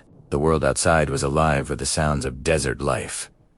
The soft rustle of lizards moving through sand, the occasional call of a distant bird, the whisper of wind over rocks. These sounds were grounding, a reminder that despite the complexity of the events he investigated, he was still tethered to reality, to the simple act of observation, and to the patient pursuit of understanding. He thought of Curtis, the man who had first introduced him to the tape, and of Francis Barwood, who had confirmed the legitimacy of the Men in Black encounter. And then there was Jim Del Toso, whose memory faltered at key moments, leaving Patrick with a sense of tension and uncertainty. How much of what he was tracing was fact, and how much was filtered through human memory, interpretation, or omission? The questions were endless, but Patrick felt a quiet determination settle over him. The pursuit was not about immediate answers, it was about listening, recording, and connecting the whispers that emerged from the desert night and the memory of the witnesses. Patrick decided to take a break from the dense notes and stepped outside once more. The sun had risen higher now, casting a warm glow over the landscape. He wandered to a small ridge overlooking the valley below, letting his eyes sweep over the terrain. In the distance, the city seemed small and quiet, yet he knew that countless stories were unfolding there, some perhaps connected to the mystery he had been tracing. The Phoenix Lights had been witnessed by thousands, but what had truly happened remained unseen, existing in the space between perception and memory. As he stood there, a subtle idea formed in his mind, a possibility that had been hinted at but never fully explored. What if the lights were not merely physical objects, not simply flashes in the sky, but something more, a phenomena that interacted with human perception, that revealed itself only in fragments and echoes? The thought was intoxicating, offering both wonder and challenge, and Patrick felt the familiar thrill of curiosity stir within him. Returning to his cabin, he set up the playback of the original tapes again. The flickering images of lights in the night filled the screen, subtle and hypnotic. Patrick watched intently, noting every motion, every pattern. There was a rhythm here, a gentle pulse that seemed to communicate without words. The lights were not chaotic. They moved with precision, almost deliberately, suggesting awareness, intention, or perhaps a language of their own. Patrick leaned closer, feeling the subtle hum of the recording resonate through him, as though the desert itself were responding to the patterns above. Hours slipped by unnoticed as Patrick analyzed the tapes, revisited interviews, and sketched his own observations. The narrative he was piecing together was delicate, intricate, and far from complete. Yet it carried a compelling sense of continuity. Every witness, every note, every moment of recollection was a thread in a vast tapestry, each contributing to a story that refused to be confined to a single perspective. As evening fell, Patrick stepped outside again, letting the cool desert air wash over him. The horizon glowed with the soft colors of twilight, stars beginning to pierce the dimming sky. He imagined the lights moving once more, silently, above the city, touching distant memories and sparking curiosity in those who had witnessed them. The story was far from finished, but in this moment, Patrick felt a quiet connection to the mystery, a sense that he was walking alongside it rather than racing to catch it. Sitting on the ridge, he reflected on the nature of discovery itself. There were no guarantees, no simple answers only, the patient accumulation of detail, the careful listening to voices that carried both clarity and ambiguity, and the willingness to dwell in uncertainty without fear. This was the essence of his journey: to move gently through the night, tracing patterns, listening to whispers, and allowing the story to unfold in its own time, guided by curiosity, wonder, and respect for the unknown. Patrick finally retreated to his cabin, the soft glow of lamplight welcoming him back. He allowed himself to rest, knowing that the desert, the lights, and the stories would continue to offer guidance, questions, and insight in the quiet hours of observation and reflection. Sleep came slowly, a gentle surrender to the rhythms of night, and the promise of the story yet to reveal itself. And as the desert settled into night once more, the echoes of the Phoenix lights lingered softly, carrying Patrick deeper into the unfolding mystery. Chapter 12.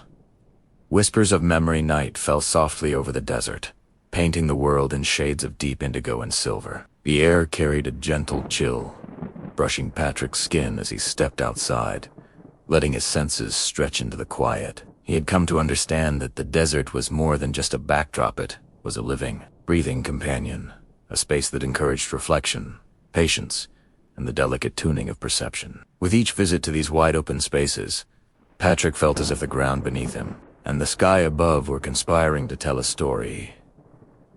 A story that existed somewhere between the tangible and the imaginative. The evening stars began to emerge, small sparks of light against the darkening sky, familiar constellations guiding his gaze upward. And yet, despite the comfort of known stars, there was something else moving above, a reminder that not all lights belonged to the heavens as humanity understood them. Patrick let his eyes linger on the distant horizon, recalling fragments of witness accounts, fragments that had echoed in his mind for weeks. A soft hum, shapes that shifted without sound, orbs that hovered, as if considering the earth below. Each memory was like a whispered suggestion, urging him to connect the dots in ways that logic alone could not. He sat on a small ridge, knees pulled close to his chest, and opened his notebook. The pages were filled with a mixture of sketches, scribbled observations, and notes from interviews. Each witness brought a unique perspective.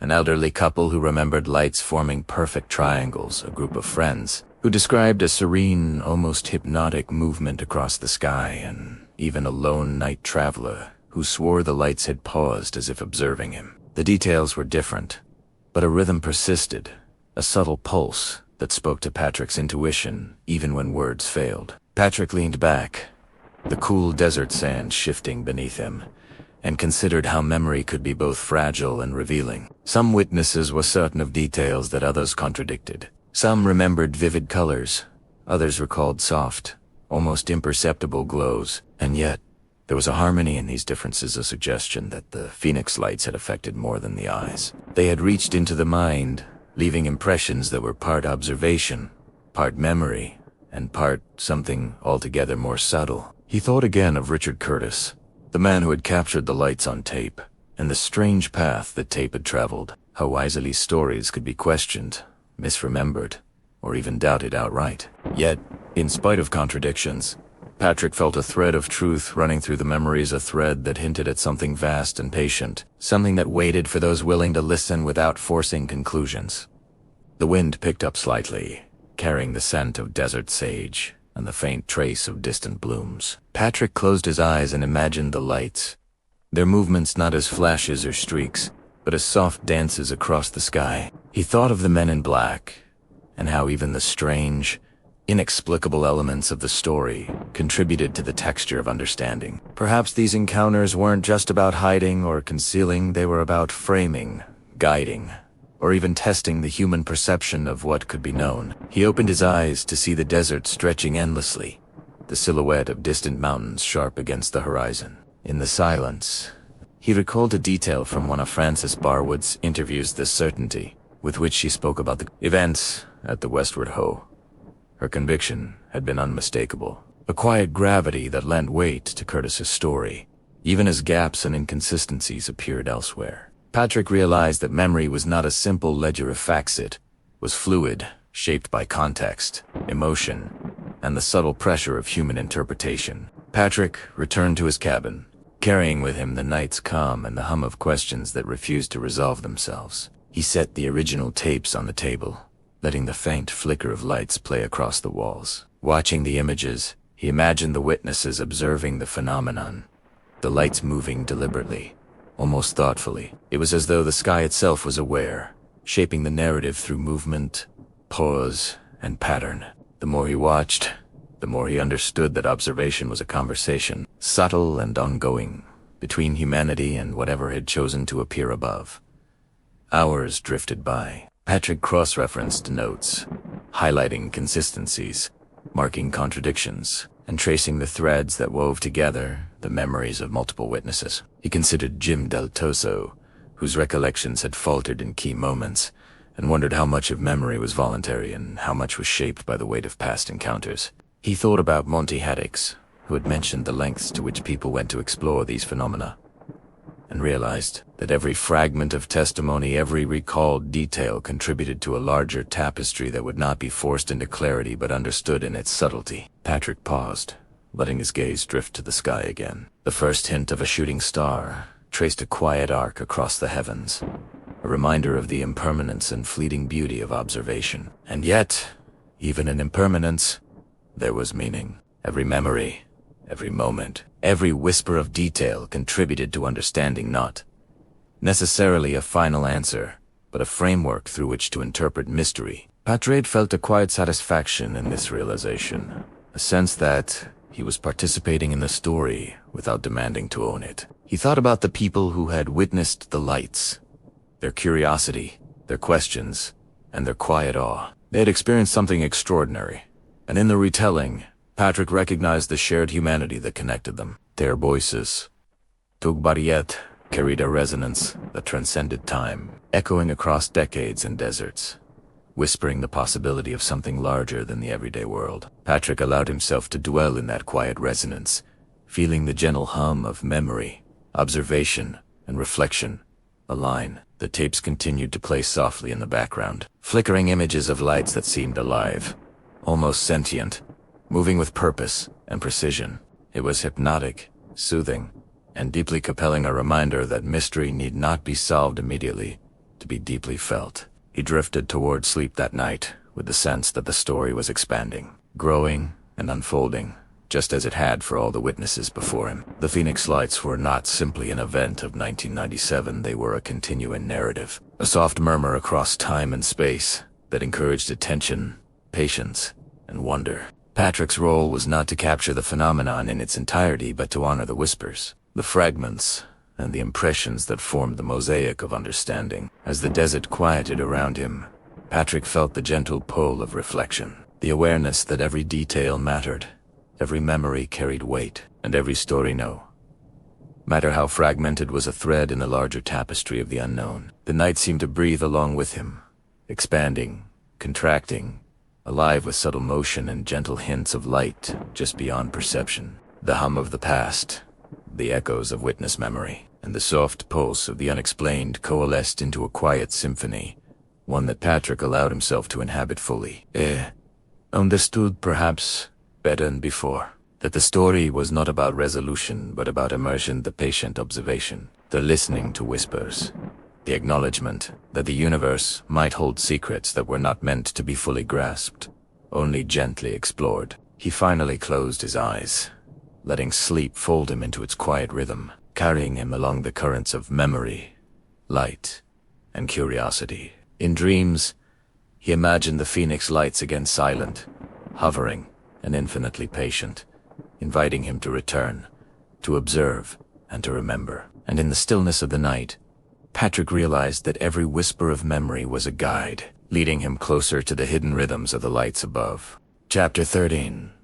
Echoes of the westward ho, the morning sun rose slowly over Phoenix, painting the city in soft golds and muted pinks, and Patrick found himself drawn once more to the quiet hum of memory. It was a hum that had begun subtly, during late-night interviews and moments spent poring over tapes, but now it felt insistent, like a soft whisper in the back of his mind that refused to be ignored. Today he thought he needed to follow that thread, all the way back to the westward ho, to the place where Richard Curtis had first encountered the inexplicable and where so many of the earliest pieces of the puzzle had begun to crystallize. He parked his car a few blocks away, letting the soft desert wind brush against him as he approached the building. The westward hoe had changed over the years, its facade repainted, windows glinting in the morning sun. Yet Patrick could sense the echoes of what had happened there decades before. The quiet murmurs of memory clung to the place like dust in the corners, subtle, yet undeniably present. He paused at the entrance, taking a slow breath, imagining the footsteps of the witnesses, the nervous glances of the front desk, staff, and the peculiar visit from the men who would later be known as the Men in Black.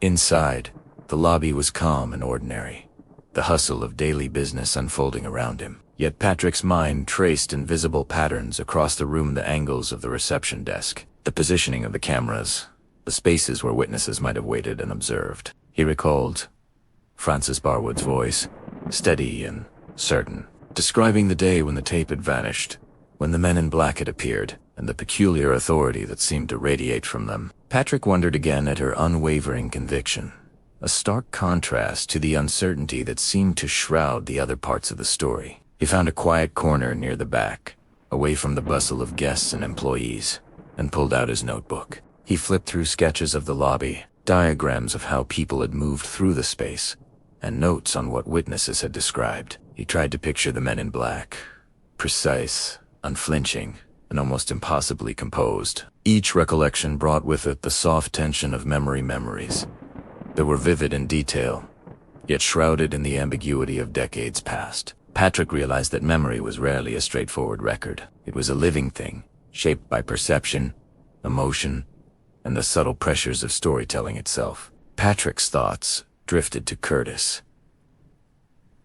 And the tape, what had compelled him to record those lights in the first place. The quiet urgency of capturing something ephemeral, something that existed for only a moment in time, yet could change the way the world was understood. Patrick could almost feel the weight of the tape in Curtis's hands, the sense of responsibility, the mix of excitement and trepidation that came with recording something that no one else could confirm. And then, the intrusion, the Men in Black, appearing suddenly, yet with a calm and deliberate authority, requesting, or perhaps demanding, a look at what had been captured. He wondered about the strange tension in those encounters, the unspoken understanding that these men were not merely curious, they were invested in the outcome, in the control of information, or perhaps in the guidance of perception itself. Patrick considered how easy it would have been for someone to dismiss the event entirely, to chalk it up to imagination or misperception. Yet Curtis's account,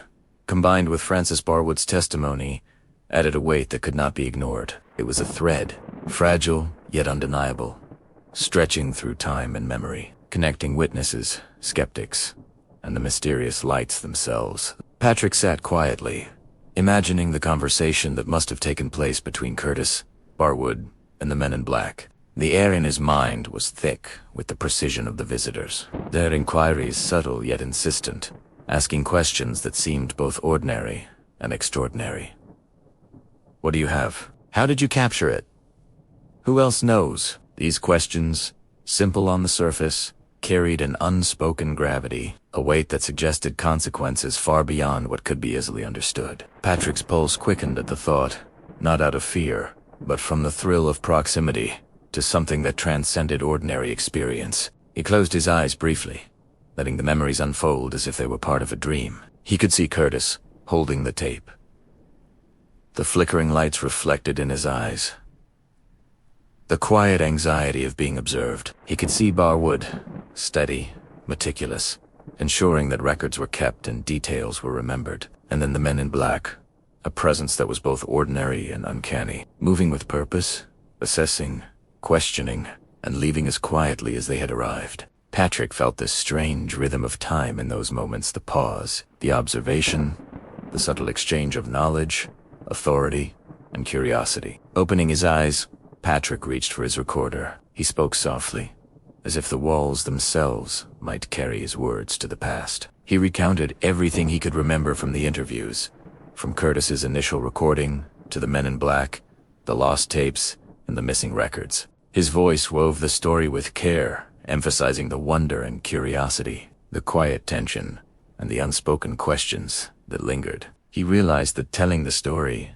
even softly, was a way of honoring it, of keeping the echoes alive without forcing resolution, without demanding clarity that might never come. The day faded slowly into evening, and Patrick wandered outside, letting the cooling desert air wash over him. The sky shifted from gold to deep blue, and the first stars began to emerge. He remembered the descriptions of the light's triangular formations, the hovering orbs, the gentle, almost deliberate movement across the sky. It was as if the night itself was alive with intention, and he felt a subtle thrill at the thought of witnessing it again. The desert seemed to whisper, the soft rustle of sage and distant sand dunes harmonizing with the memory of lights that had once danced above. Patrick's thoughts turned again to the men in black and the mystery of their appearance. Were they protectors, guides, or simply observers of a phenomenon that humans were only beginning to understand? Their authority seemed unquestionable, yet their motives were unclear. Patrick realized that part of the fascination lay in this ambiguity, in the interplay between knowledge and mystery. The unknown did not have to be frightening. It could be a gentle invitation to curiosity, a prompt to look more closely, to ask questions, and to embrace wonder. As night deepened, Patrick returned to his cabin, carrying with him a sense of connection to the witnesses and their experiences. He reviewed notes once more, highlighting consistencies, noting contradictions, and allowing the story to breathe. He considered how memory, observation, and interpretation intertwined, and how each detail, no matter how small, contributed to the larger understanding of the Phoenix Lights. He felt a quiet satisfaction, knowing that he was part of a continuum of witnesses, recorders, and storytellers, each contributing to a tapestry that was intricate, delicate, and endlessly compelling. Patrick lay down later, the desert night settling around him like a soft blanket. In the quiet, he felt the pulse of memory, the hum of observation, and the subtle invitation of the unexplained. The Phoenix Lights were no longer just a moment in history. They were a living story, unfolding in fragments, whispers, and echoes. And Patrick, with his notebook, his recorder, and his attentive mind, was a guardian of those echoes, honoring the past while remaining open to the possibilities of what might still appear above. He closed his eyes, letting sleep carry him into dreams filled with hovering lights, careful observers, and the quiet tension of unanswered questions. He understood that each night, each observation, and each memory was a step deeper into a narrative that was far larger than himself, far richer than any single account, and infinitely more mysterious than any tape or testimony could fully capture. And as the desert night settled, Patrick felt the pull of the past, guiding him to follow the next faint whisper of truth among the stars. Chapter 14.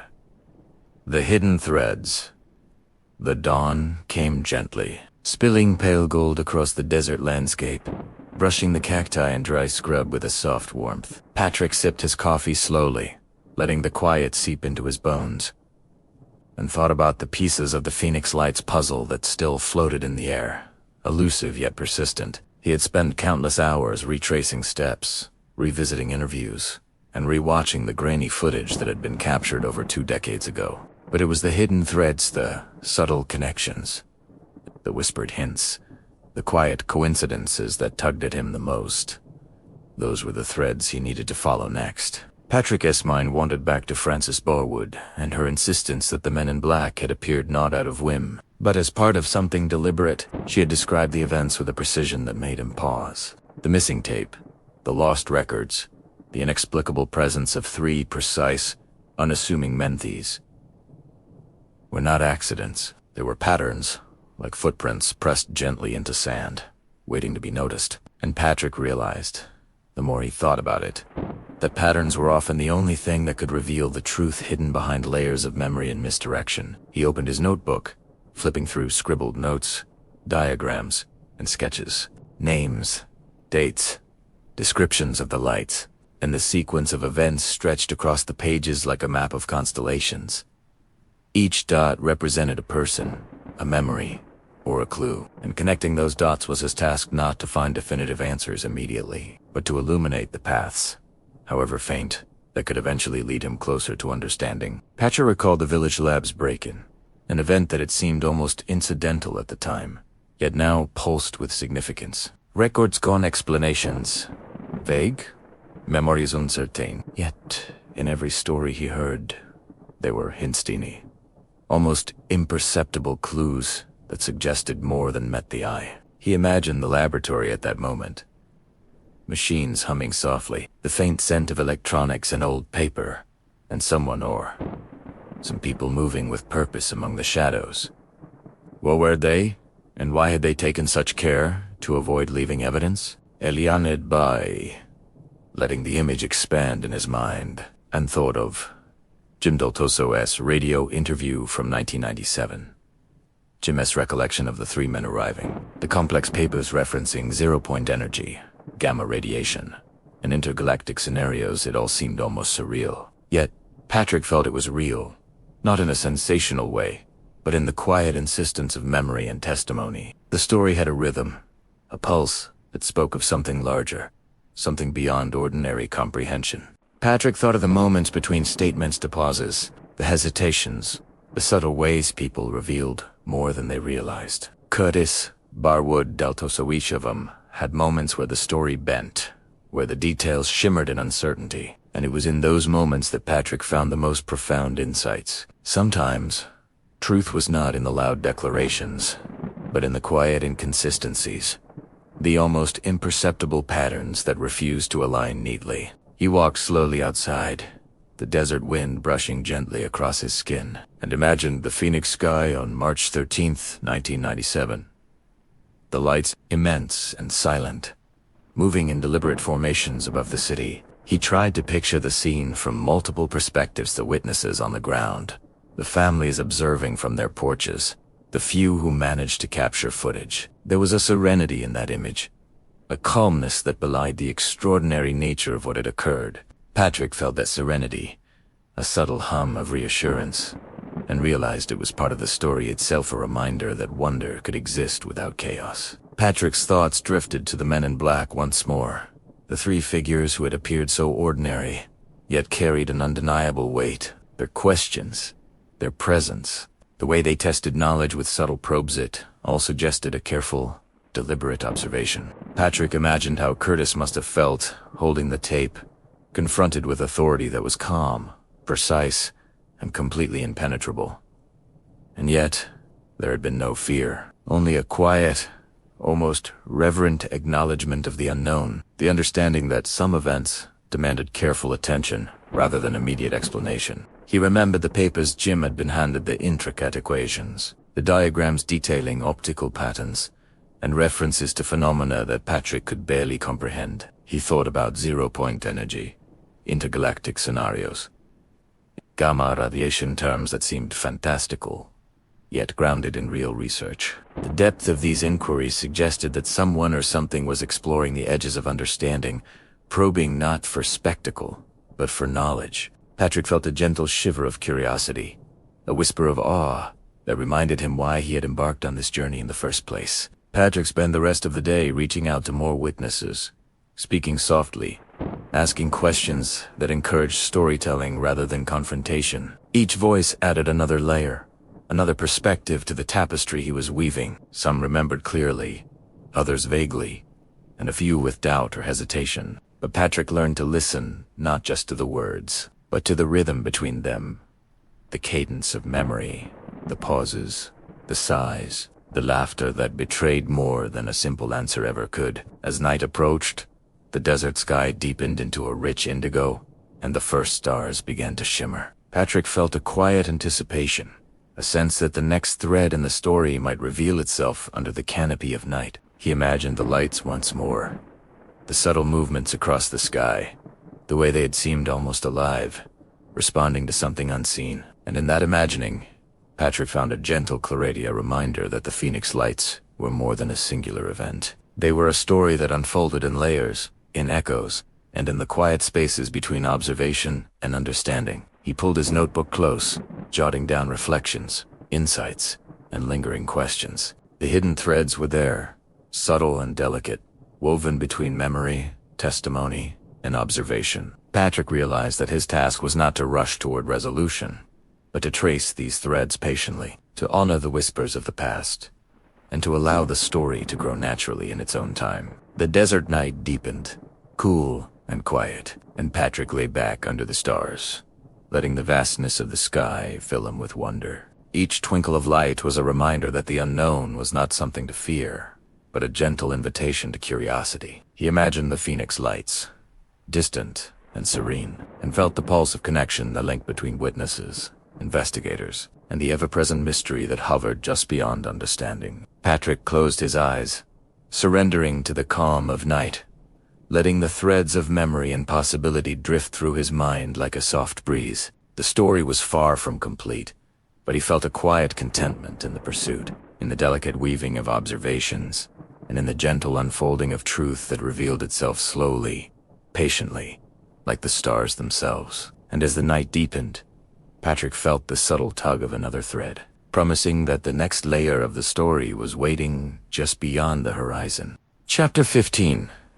Whispers in the desert. The desert at night had a way of stretching time. Shadows lengthened, and the silence held a soft weight, as if the world itself was listening. Patrick walked slowly along the sandy path near his temporary Arizona base, each step quiet, each breath measured. The cool night air carried the faint scent of mesquite and sagebrush, and above, the stars glittered like fragments of a story half told. It was a perfect stage for reflection, for considering the threads he had uncovered so far, and for wondering about the ones still hidden. Patrick thought of the many voices he had encountered, the witnesses, the researchers, the people who had simply glimpsed something extraordinary in the sky. Each story was different, yet a rhythm emerged, subtle and persistent, connecting the events over time. He realized that the Phoenix lights were not merely lights in the sky. They were signals, not in the sense of communication, but in the way that patterns whisper to those who are willing to notice. Francis Barwood's words came to him again.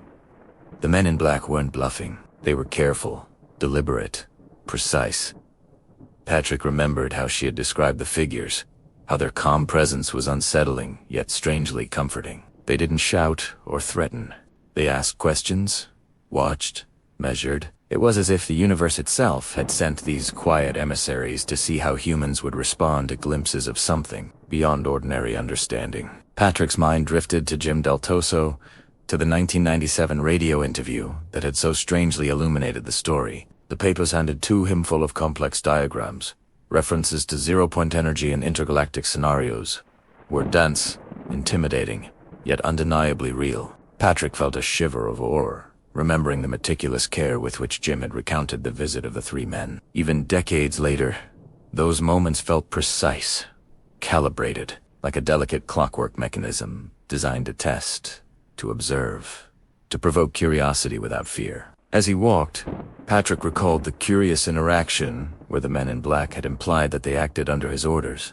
The ambiguity of that statement had lingered in his mind for years, an almost imperceptible echo that refused to resolve itself. It had been a whisper from the past, a challenge, an invitation to consider the unknown with both humility and attentiveness. He realized that some of the greatest insights came not from answers, but from the questions themselves, the ones that lingered, persistent, and impossible to ignore. Patrick's thoughts wandered to the missing tape, to Richard Curtis, and to the mysterious break-in at Village Labs.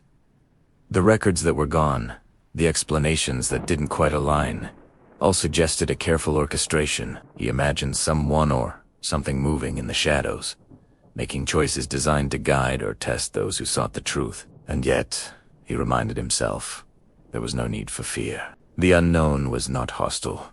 It was simply a vast landscape, waiting to be explored with patience, curiosity, and respect. The desert wind picked up slightly, stirring the sand and rustling the dry leaves of the sparse vegetation. Patrick paused and looked up at the sky. Somewhere out there, he thought, the lights might still be moving, in ways no one could fully capture or understand. Maybe they were just reflections of something far beyond Earth, or perhaps they were glimpses of a deeper pattern, a subtle intelligence threading through the universe. The possibilities stretched endlessly, and yet Patrick felt no anxiety, only a quiet wonder, a deep, soothing curiosity that made the night feel alive in the gentlest way. Patrick's walk took him past familiar landmarks, a lone saguaro, cactus, its arms reaching skyward, a jagged ridge silhouetted against the stars, and the distant shimmer of city lights that barely touched the desert's edges. Each landmark reminded him of the witnesses he had spoken to,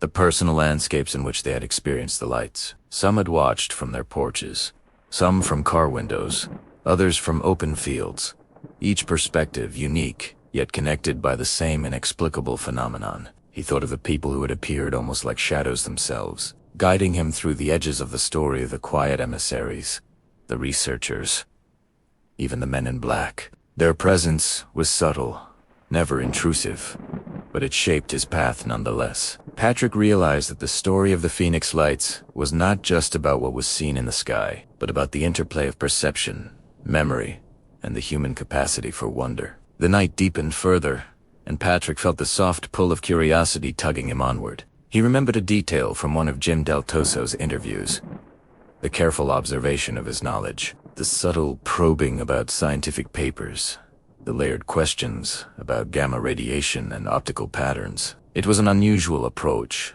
not one of coercion or intimidation, but of gentle, persistent inquiry. Patrick considered how this method mirrored the phenomenon. It's deliberate, quiet, yet impossible to ignore once noticed.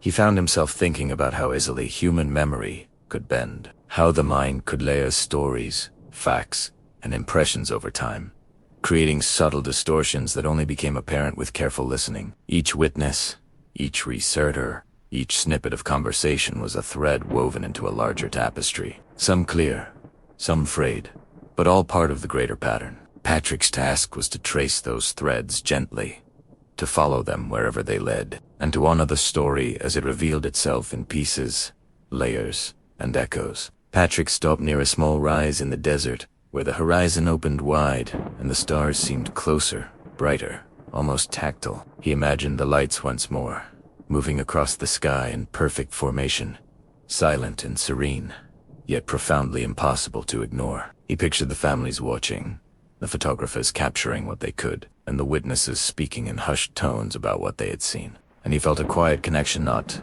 just to the event itself, but to the human experience of wonder, of noticing, of reaching for understanding without expectation of immediate answers. He thought of the subtle clues that had appeared along the way.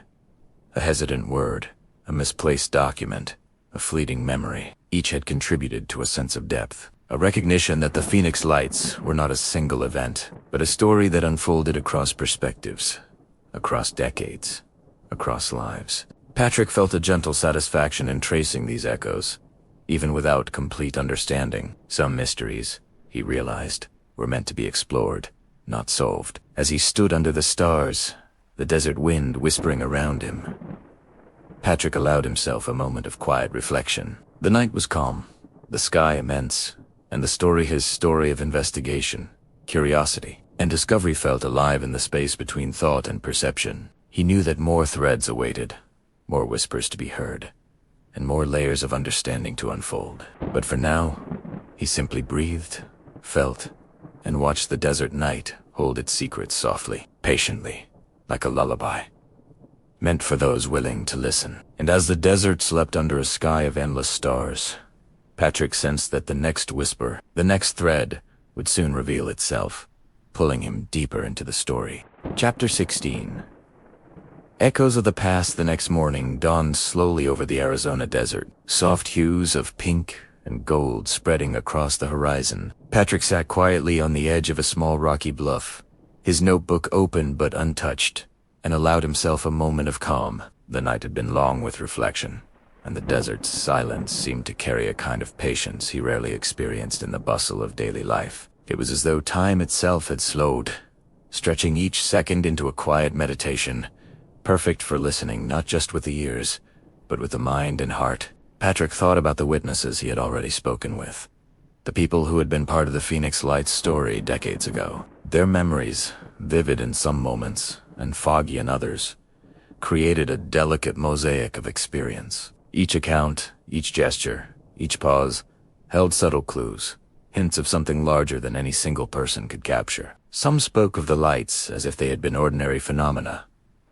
others with the reverence of witnessing something miraculous. And in that diversity, Patrick found the beauty of the story, the unspoken agreement that while the events might never be fully explained, the experience itself was deeply meaningful. He remembered Frances Barwood's insistence about Richard Curtis and the missing tapes, the precise way she described the men in black, and the careful observation she had made of every interaction. There was no exaggeration in her words, only a quiet certainty that the events she had witnessed were as real as the desert beneath his feet. Patrick realized that part of what made this story so compelling was the human response to the inexplicable.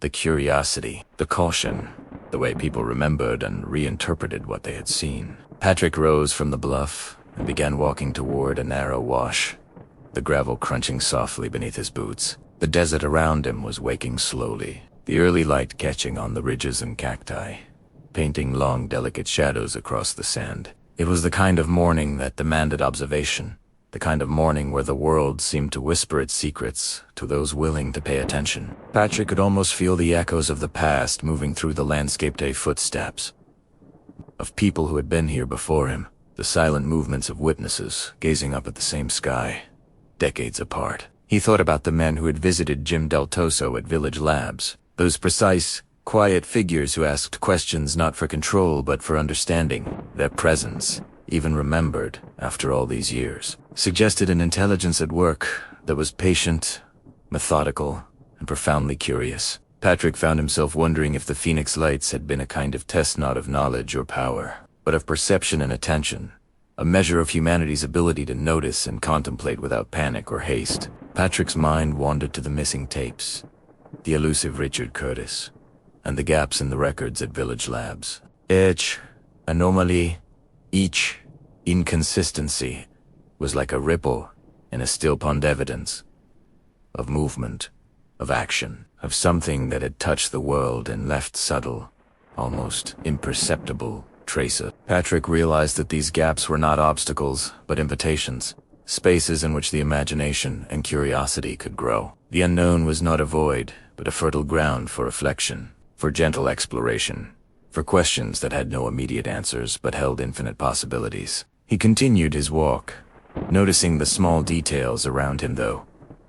Pale green of a creosote bush, the delicate pattern of lichen on a rock, the distant caw of a raven. These tiny observations were grounding, reminders that while the story of the Phoenix Lights spanned years and stretched into the mysterious and extraordinary, the world itself continued quietly, patiently, waiting to reveal its secrets to those who watched. Patrick felt a soft connection to the witnesses he had interviewed, imagining their eyes scanning the horizon, their hearts quickened by the sudden appearance of lights in the sky. And he understood, in a visceral way, how shared experience could create enduring bonds across time. Patrick's thoughts returned to Jim Del Toso, and the complex papers handed to him by the men in Blackton's diagrams, referencing zero-point energy, optical patterns, and intergalactic scenarios. The depth of knowledge implied by those papers, the careful calibration of the questions, suggested a subtle dialogue not just with human understanding but with the limits of perception itself. Patrick marveled at how the story wove together observation, science,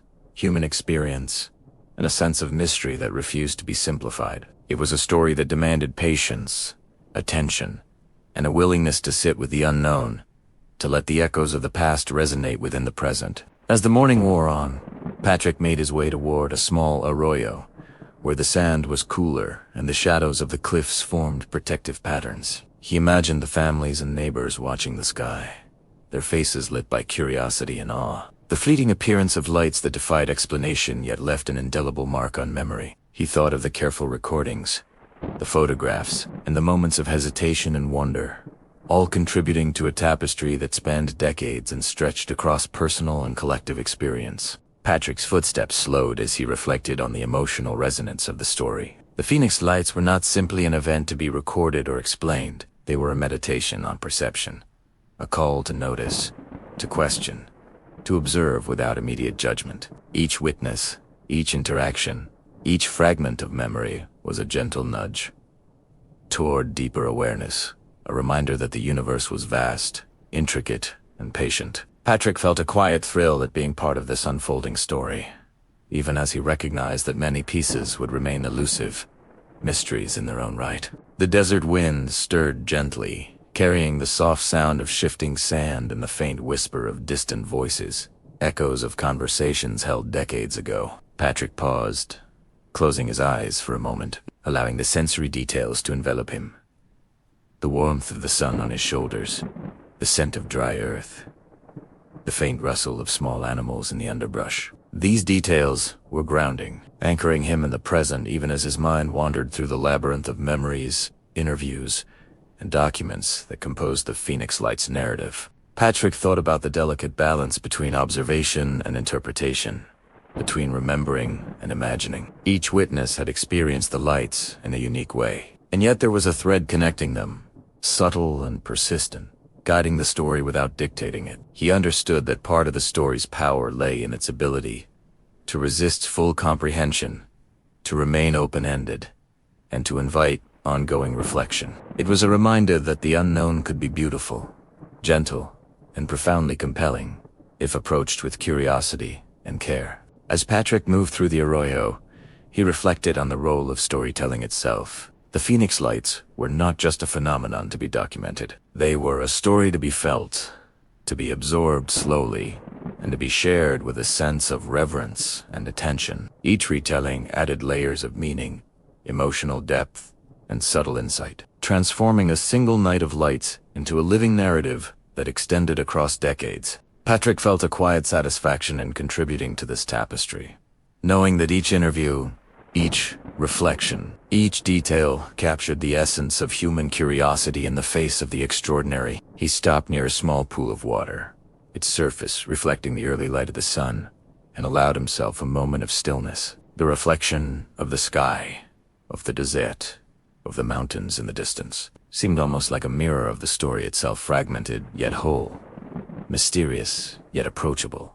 Patrick realized that the echoes of the past were not only in the memories of witnesses, but in the very landscape itself, in the subtle patterns of sand, rock, in the quiet persistence of nature to hold and reflect the traces of time. Patrick knew that there were still many threads to follow, many whispers to listen for, and many mysteries that would unfold in their own time. But for now, he allowed himself the quiet pleasure of reflection, the gentle awareness that he was part of a story larger than any single person, a story that demanded patience, attentiveness, and the quiet courage to notice. The Phoenix Lights were not just lights, they were invitations, subtle, serene, and enduring, guiding those who would watch and listen toward a deeper understanding of wonder itself. And as the desert settled into the warmth of the morning sun, Patrick felt the quiet pull of the next thread, whispering through the sands, calling him deeper into the mystery. Chapter 17. The Unseen Watchers.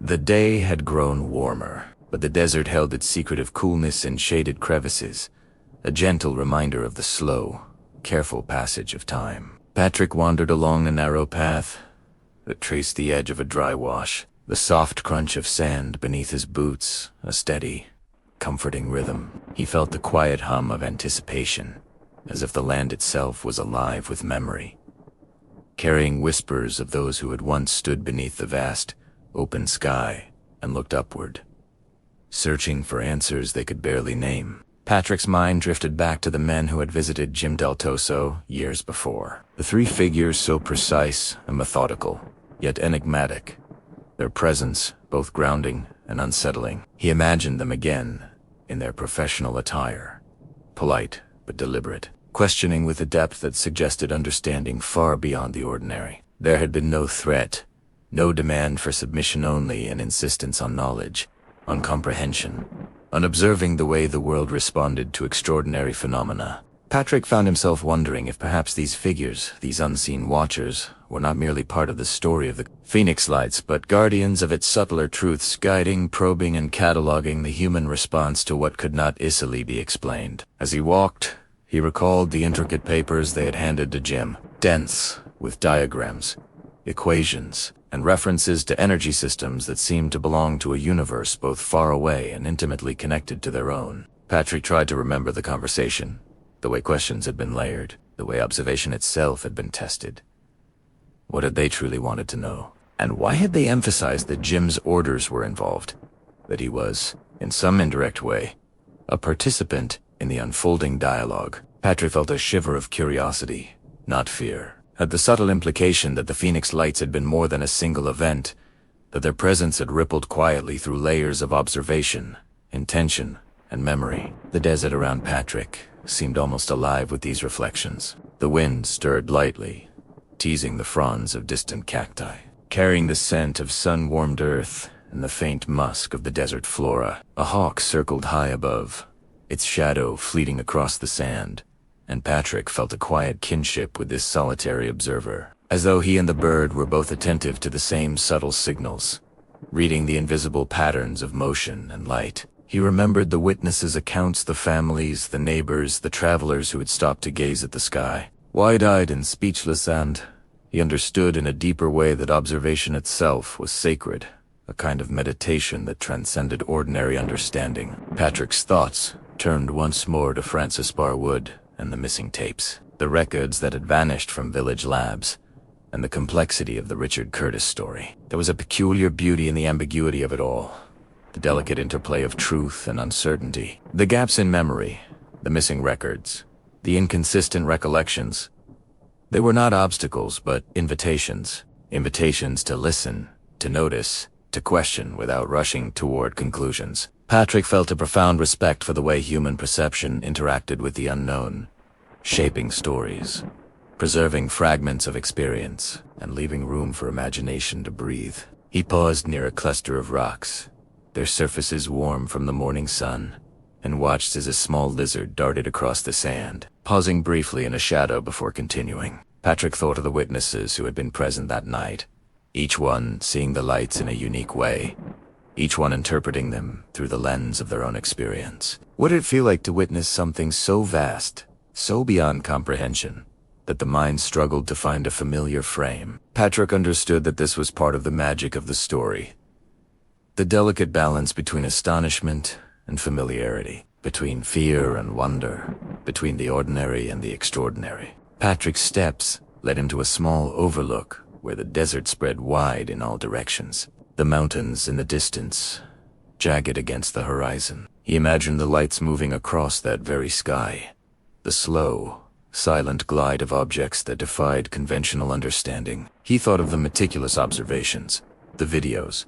the accounts collected over decades, and the subtle presence of those unseen watchers, probing, questioning, and cataloging the human response. Each layer of memory, each recollection, each missing record added depth, texture, and dimension to the unfolding narrative. He reflected on the delicate interplay between human curiosity and the unknown. The Phoenix Lights were not simply lights in the sky. They were catalysts for reflection, for observation, for engagement with mysteries that could not be fully explained. Patrick felt a gentle thrill in the awareness that being a witness, being an observer, carried a quiet power, the power to hold space for wonder, to preserve memory, to allow the extraordinary to exist without forcing it into a neat explanation. Patrick's thoughts wandered to the quiet moments of dialogue he had experienced with Jim Del Tosa, the subtleties of tone, the careful phrasing, the almost imperceptible cues that suggested a story unfolding on multiple levels. There had been no confrontation, no accusation, only the slow unveiling of memory, of perception, of insight. Patrick understood that the unseen watchers had operated in a similar way, not by imposing their presence, but by encouraging observation, by creating a space in which understanding could unfold naturally, gently, and over time. He continued his walk along the edge of the desert, noticing the small details, the way the sun struck a stone, the flicker of insects in the brush, the distant shimmer of heat rising from the sand. These subtle movements mirrored the careful attention required to understand the Phoenix Lights story, the patient engagement with fragments, the gentle coaxing of memory, the acceptance of ambiguity. Patrick felt a profound respect for the people who had been part of this narrative, for their courage, their curiosity, and their willingness to share their experiences, even when the truth remained elusive. Patrick's mind drifted to the idea of legacy, the ways in which stories are preserved, passed down, and interpreted across generations. The Phoenix Lights, the Men in Black, the missing tapes, and the careful observations of witnesses were all part of a living tapestry, a network of memory and experience that reached beyond any single individual. Patrick felt a deep sense of connection to that tapestry, understanding that his role was not to solve every mystery, but to honor the process of observation, to record the nuances, and to allow the story to breathe, evolve, and inspire curiosity in others. As the afternoon light shifted, casting longer shadows across the desert, Patrick paused to rest on a sun-warmed boulder. He felt the quiet pulse of the land beneath him, the subtle rhythm of wind, sun, and stone. He thought of the people who had looked up at the sky decades ago, the awe and wonder in their eyes, and he realized that the unseen watchers, the men who had questioned Jim Del Toso and the witnesses themselves, were all part of a continuum, an ongoing dialogue between humanity and the mysterious forces that sometimes brushed against their world. Patrick's reflection deepened as he considered the philosophical dimensions of the Phoenix Lights. The story was more than an event. It was an exploration of perception, memory, and human curiosity. It invited questions without demanding answers, encouraged observation without imposing conclusions, and celebrated the quiet power of wonder. Patrick felt a gentle serenity in this understanding, a calm awareness that the unknown could be embraced with patience, attention, and an open heart. The shadows lengthened further as Patrick made his way back toward camp, the desert around him rich with color and texture. He thought of the recordings, the interviews, the intricate papers, and the missing tapes, all elements of a narrative that was at once precise and elusive. He understood that part of the story's power lay in its resistance to simplification, in its invitation to slow down, to notice, and to sit with questions that might never be fully answered. Patrick paused at the edge of the campfire, the soft warmth of embers mirroring the quiet pulse of the desert. He allowed himself a final moment of reflection, the gentle hum of the world around him a reminder that mysteries were not obstacles, but opportunities. The unseen watchers, the witnesses, the missing records, they were all threads in a delicate web, guiding him and others toward deeper engagement with the extraordinary. As night approached, Patrick felt a soft pull toward the next phase of the journey, a gentle insistence that the story was far from over. The Phoenix Lights were not just a memory. They were an ongoing conversation, a reminder to watch, to question, and to embrace the unknown with calm, curiosity, and reverent attention. And as the stars began to pierce the desert sky, Patrick sensed that the unseen watchers were closer than ever, their quiet presence waiting to reveal the next layer of the story. Chapter 18. Echoes of the night. The night had settled like a soft blanket over the desert, cooling the sand and casting long shadows that stretched across the uneven terrain. Patrick walked slowly along the winding path that led away from the small cluster of rocks where he had rested earlier. The desert was quiet, but not silent. There was a gentle hum in the air, almost imperceptible, like the faint whisper of some distant conversation. He felt as though the land itself was breathing, listening, and perhaps even speaking in ways that the mind could only partially comprehend. Patrick's thoughts drifted to the Phoenix Lights once more, to the night in 1997 when the sky above Phoenix had been transformed into a canvas of silent, luminous wonder. He imagined families stepping out of their homes, neighbors rushing to their porches, drivers pulling over on empty roads, all eyes drawn upward to an enigmatic spectacle. The lights had glided in formation, moving in ways that defied explanation, shifting with a deliberate grace, their silent presence both awe-inspiring and strangely comforting. Patrick could almost feel the stillness of that night, the collective pause in the ordinary rhythms of life, as countless witnesses simply stared in quiet reverence. He thought again of the recordings, the missing tapes, and the men in black, the figures who had appeared in Jim Del Toso's life with a quiet intensity that left lingering questions rather than answers. Patrick could sense the weight of observation in the desert night, a subtle awareness that unseen eyes had always been watching, cataloging, and noting. There was no fear in this awareness, only the gentle insistence of curiosity, the persistent pull toward understanding that required patience, attention, and an openness to the unknown. As he continued, the faint outline of a distant mesa came into view, its silhouette etched against the sky that had begun to bloom with stars. Patrick paused, taking a deep breath, and felt a sense of calm settle over him. The desert was a world of contrasts, hot by day, cool by night, harsh in terrain, yet soft in quiet moments, expansive and empty, yet teeming with life in subtle, almost hidden forms. He realized that the Phoenix Lights were much the same an extraordinary phenomenon that invited observation, interpretation, and reflection, blending the familiar with the impossible. Patrick's mind wandered to the witnesses he had interviewed, the careful recollections, the emotions captured in their voices. He remembered Frances Barwood, and the way she had spoken of the missing records, the quiet conviction in her tone, as she insisted that Richard Curtis had not fabricated his story. Patrick had felt a mixture of wonder and frustration, aware that every account was layered with personal perspective, memory, and the subtle distortions of time. Yet, there was a consistency to an underlying thread that suggested something remarkable had indeed occurred, something that transcended ordinary explanation. The desert wind stirred, carrying the faint scent of sagebrush and the crisp hint of approaching nightfall. Patrick noticed the tiny movements of nocturnal creatures, a rabbit darting across the sand, a scorpion pausing beneath a rock, and he felt a quiet kinship with them. Each being, in its own way, was engaged in observation, survival, and response to the patterns of the world. The Phoenix Lights,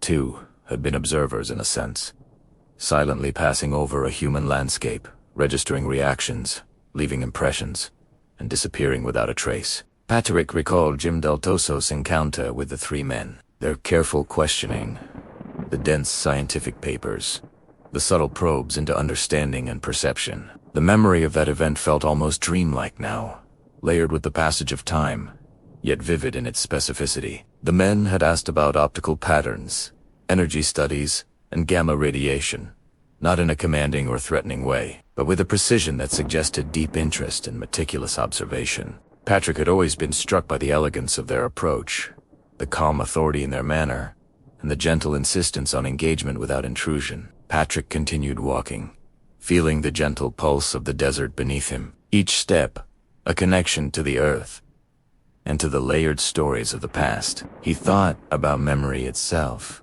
the way recollection could distort, enhance, or obscure events, yet still preserve something essential: the missing tapes, the accounts of witnesses. The seemingly contradictory statements were all fragments of a larger picture, a puzzle that was not meant to be solved quickly, but experienced, contemplated, and cherished as part of a deeper journey. As the night deepened, Patrick noticed the first faint glimmers of light on the horizon, the kind of subtle glow that suggested movement without revealing form. He felt a shiver of curiosity, not fear, at the possibility that the Phoenix Lights, or something akin to them, might still be present, waiting just beyond perception. The desert was vast and unbounded, yet intimate in its details, and Patrick realized that every shadow, every flicker of light, every whisper of wind was part of the ongoing dialogue between humans and the unknown. Patrick's thoughts turned to the philosophical implications of the events he had been exploring.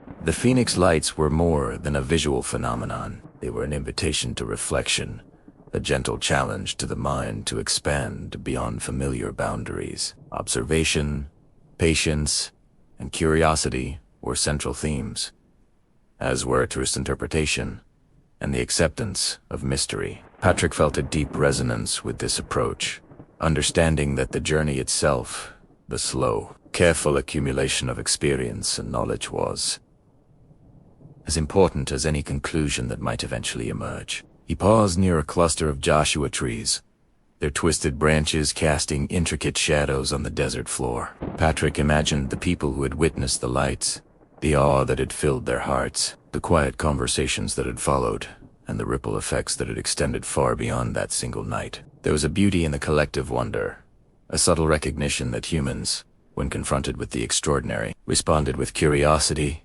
imagination, and a longing for understanding. Patrick's steps led him to a small outcropping overlooking a dry riverbed. He sat on a warm stone, letting the vast expanse of the desert unfold before him. He could feel the layers of history, memory, and perception pressing gently around him, a tapestry of experiences and observations that connected him to those who had come before. The Phoenix Lights were a part of that tapestry, a moment of luminous wonder that had left echoes in the hearts and minds of countless witnesses. Patrick allowed himself to linger in the quiet, absorbing the gentle sounds of the desert night, the soft rustle of leaves, the distant call of a coyote, the faint hum of the wind. He reflected on the importance of patience and observation, of sitting with questions without forcing immediate answers. The Phoenix Lights were a reminder that some mysteries were meant to be savored, explored slowly, and appreciated for the subtlety and depth they offered. As he prepared to leave the Overlook, Patrick felt a renewed sense of purpose. The unseen watchers, the witnesses, the missing records, and the dense, complex scientific papers.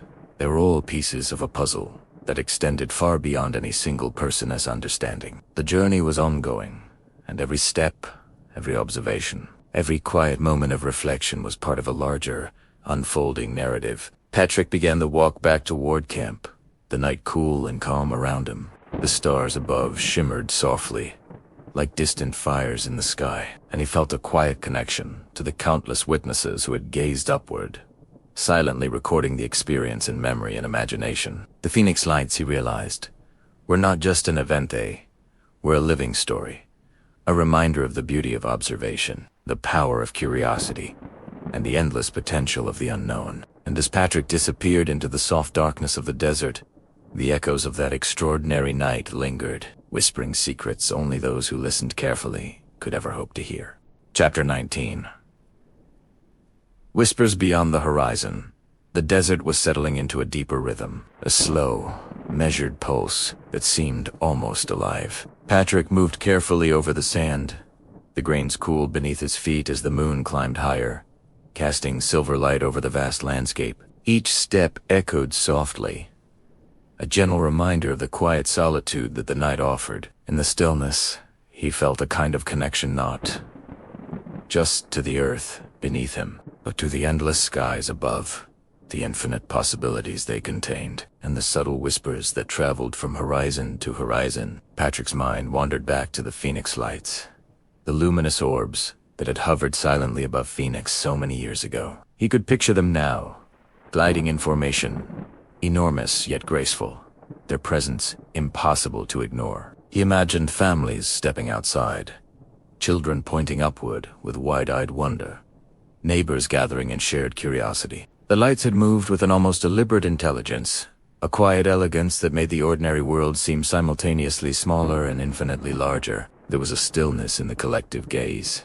a kind of reverence, as if everyone watching had sensed that they were witnesses to something profoundly significant. Patrick paused beside a jagged rock formation, feeling the rough edges beneath his hands, and reflected on the people he had interviewed over the months. Francis, Jim Del Toso, and the many witnesses whose lives had been quietly changed by what they had seen. Each account carried its own weight, a delicate balance of memory, emotion, and perception. Sometimes the stories contradicted each other, yet a deeper, unspoken thread persisted. There was a pattern to the details, a subtle structure underlying the chaos of recollection. It was as if the universe had hidden clues in plain sight, scattered among the memories of those who had dared to look up. The wind shifted, carrying the faint scent of creosote and the soft, almost metallic tang of minerals in the earth. Patrick felt a shiver of awareness, the sense that he was not entirely alone in this expanse. The desert seemed to hum softly,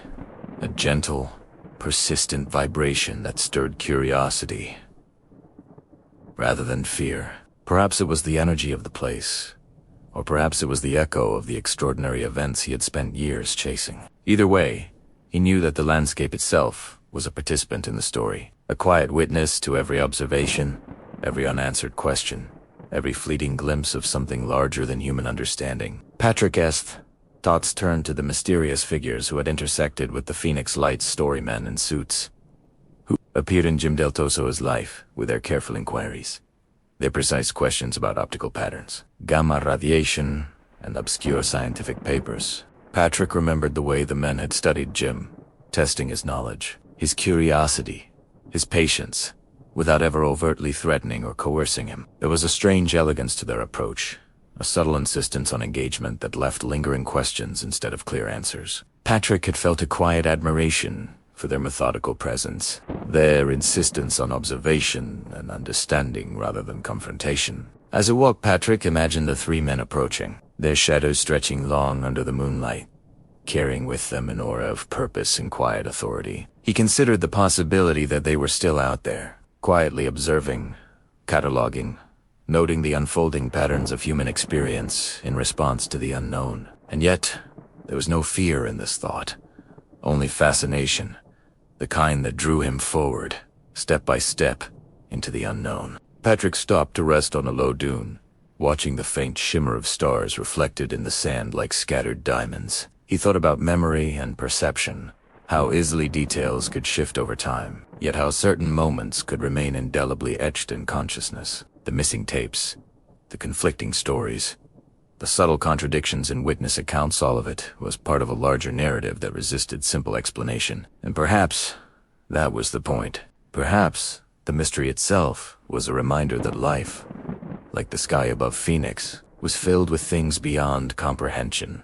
things that required patience, observation, and an openness to wonder. He reflected on the night of the lights, imagining the sensation of standing under their vast, silent presence. The air had been heavy with anticipation, the usual sounds of the city muted as countless eyes turned skyward. There was a collective breath held, a pause in the ordinary rhythm of life, as if the universe itself had asked for a moment of attention. And in that pause, something extraordinary had been revealed, not in words, but in the sheer presence of something luminous, moving, and inexplicably intentional. Patrick's gaze drifted toward the horizon, where the faint glow of a distant city mingled with the darkness of the desert. He felt a strange comfort in the contrast, a reminder that the world was layered with experiences both seen and unseen, known and unknown. The Phoenix Lights were not just a memory or a recorded event. They were a symbol of the infinite possibilities that existed beyond everyday perception. They were a quiet call to curiosity, an invitation to look beyond the obvious, to explore patiently, and to embrace the wonder that came from asking questions without expecting immediate answers. He thought of Jim Del Toso's interview on the Art Bell Show, the men in black, the complex scientific papers, and the subtle references to intergalactic scenarios. Each detail had been carefully observed, studied, and recorded, yet much of it remained resistant to straightforward interpretation. Patrick felt a deep respect for the process, for the slow accumulation of knowledge and understanding, and for the patience required to sit with questions that might never be fully answered. Patrick's footsteps carried him along a dry riverbed, the sand shifting softly beneath his weight. He thought about the importance of observation, the way subtle details could reveal patterns, connections, and insights if only one took the time to notice.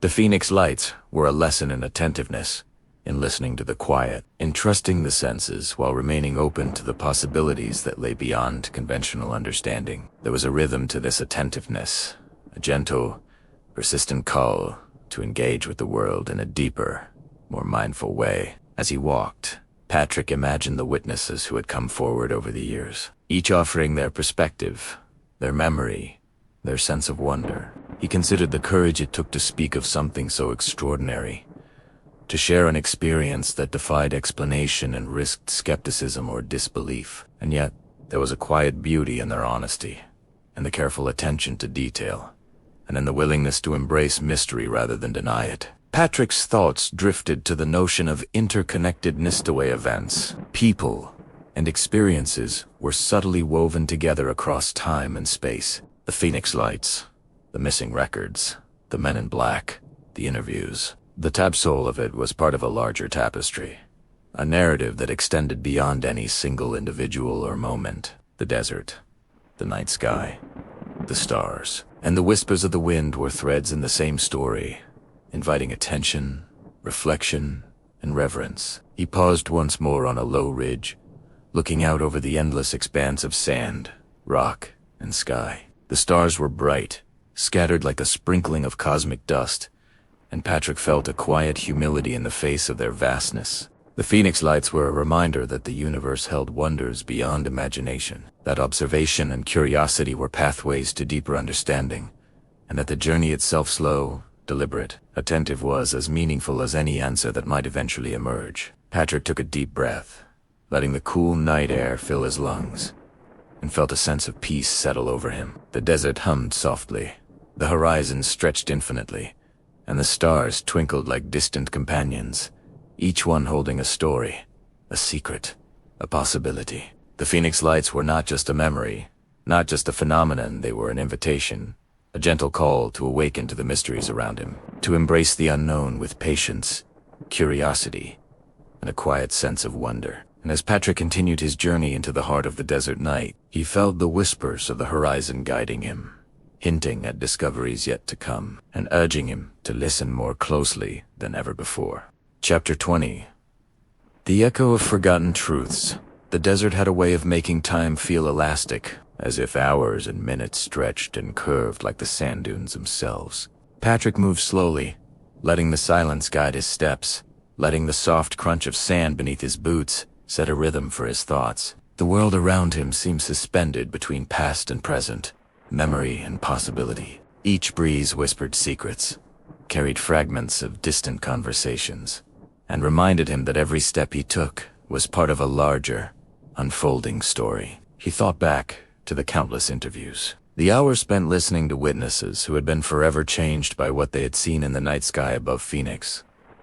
The Phoenix lights were no longer just an event. They had become a mosaic of experiences, a constellation of truths scattered across decades. Each person he had spoken to added a new color, a new texture to the tapestry of understanding he was trying to weave. Frances Barwood, with her meticulous records, Jim Del Tosso, with his enigmatic encounters, and the quiet observations of ordinary people who had glanced skyward in Artha, all carried fragments of a puzzle that refused to be fully solved. Patrick paused atop a ridge, the city lights of Phoenix glimmering faintly in the distance, a reminder of the human world below. He could almost hear the echoes of those nights, the faint hum of engines, the murmur of voices, and the soft, almost imperceptible resonance of the lights themselves. It was a sound that existed only in memory, a vibration that lingered in the mind long after the event had passed. And in that echo, Patrick sensed something profound, that the truth of the Phoenix lights was not confined to a single tape, a single testimony, or a single moment. It was alive in the recollections, in the emotions, in the quiet wonder of those who had seen. The desert wind shifted, carrying with it a faint aroma of sagebrush and distant rain, and Patrick felt the familiar tingle of anticipation. There were stories yet untold, threads of memory yet unexplored, and questions that had not been asked. The missing records from village labs, the precise inquiries of the men in black. The strange papers handed to Jamich was a door to something larger, something that hinted at hidden layers beneath the surface of ordinary life. And Patrick knew that the journey was not about finding absolute answers. It was about learning to move gently through the unknown, to observe with patience, and to honor the subtle intelligence of the universe. He thought of Jim Del Tosso's recollection of the three men who had come to his lab, their questions measured, their presence unsettling yet strangely respectful. They had tested knowledge, curiosity, and patience, without ever imposing fear. Their approach was deliberate, almost ceremonial, as if they were initiating a dialogue rather than demanding obedience. Patrick wondered if they were still out there, quietly observing, cataloging human responses to the extraordinary, their purpose hidden but their influence undeniable. As he walked, Patrick reflected on the complexity of memory, on how time could distort and refine, erase and highlight, until a story became both vivid and elusive. He thought about the conflicting accounts he had encountered, the doubts cast by some, the certainty expressed by others, the gaps left intentionally or inadvertently. Each contradiction was not a failure of truth, but a testament to the intricate dance between perception and reality. And Patrick understood that part of the beauty of this story lay precisely in its resistance to being pinned down, in its ability to inspire curiosity and contemplation rather than simple conclusions. Patrick found himself near an old wash, the sand smoother here, worn by countless seasonal flows of water. He knelt and traced the patterns with his fingers, feeling the history embedded in the tiny ridges and swirls. It reminded him of the Phoenix lights themselves, moving with a grace and intelligence that left patterns only discernible if one looked closely, patiently, and with an openness to wonder. Perhaps the universe communicated in patterns, subtle arrangements that were not always immediately comprehensible, but that revealed themselves to those willing to observe without haste or judgment. He remembered the conversations he had overheard in his research, the quiet moments when witnesses described feelings rather than facts, impressions rather than measurements. One man had said that the lights felt like they were acknowledging us, gently, silently, with an elegance beyond comprehension. Another had described a profound sense of calm, a realization that the ordinary world was not all there was, that there were realms of experience yet to be explored. Patrick understood that these feelings were not embellishments. They were essential data points, emotional truths that gave texture and depth to the phenomenon. Patrick rose and continued walking, the horizon now a gradient of soft lavender and deepening blue. Dawn was approaching, took slowly, as if the desert itself were savoring the transition from night to day. He reflected on the people he had met, the stories he had gathered, and the subtle ways in which the Phoenix Lights had left a lasting imprint on collective memory. This was not merely a UFO event. It was an experience that had transformed perspectives, reshaped curiosity, and invited humanity to consider its place in a larger, more mysterious cosmos. As he walked, he felt the quiet presence of the unseen, a reminder that the universe held more than could be measured or understood in a single lifetime. The missing tapes, the men in black, the whispered warnings, the strange papers, all of these were fragments of a puzzle that extended beyond ordinary comprehension, and Patrick realized that part of the story's power lay in its incompleteness, in the spaces left open for wonder, imagination, and reflection. He thought of the night sky above Phoenix, the way the lights had hovered, silent and enormous, commanding attention without force. There had been no roar, no sudden destruction, only the quiet majesty of something beyond human understanding. And that quiet majesty had a lingering effect, a subtle shift in perception that persisted long after the lights disappeared. People who had seen them carried a deeper awareness, a recognition that the universe was far more layered, intricate, and mysterious than their everyday lives suggested. Patrick allowed himself a moment to close his eyes, to breathe in the cool, fragrant desert air, and to feel the rhythm of the night around him. There was a calm in the act of remembering, a gentle power in letting the echoes of the past guide him without forcing conclusions. The Phoenix Lights were a doorway, an invitation to explore carefully, to question patiently, and to embrace the beauty of the unknown. And as he opened his eyes, he saw the first pale fingers of sunlight stretching over the horizon, illuminating the dunes with a soft golden glow, and felt a sense of quiet fulfillment, a connection to something enduring and profound. Patrick knew that the story was far from over. There would be new witnesses, new patterns, and new threads of memory to follow. But in this moment, in the calm between night and dawn, he understood the importance of presence, patience, and attentiveness. The universe was speaking in subtle ways, and those who listened closely would continue to hear its gentle, persistent call. And as the first light touched the desert floor, Patrick felt the whisper of forgotten truths guiding him forward, promising that the final chapters of this journey were near, waiting to be revealed. Chapter 21.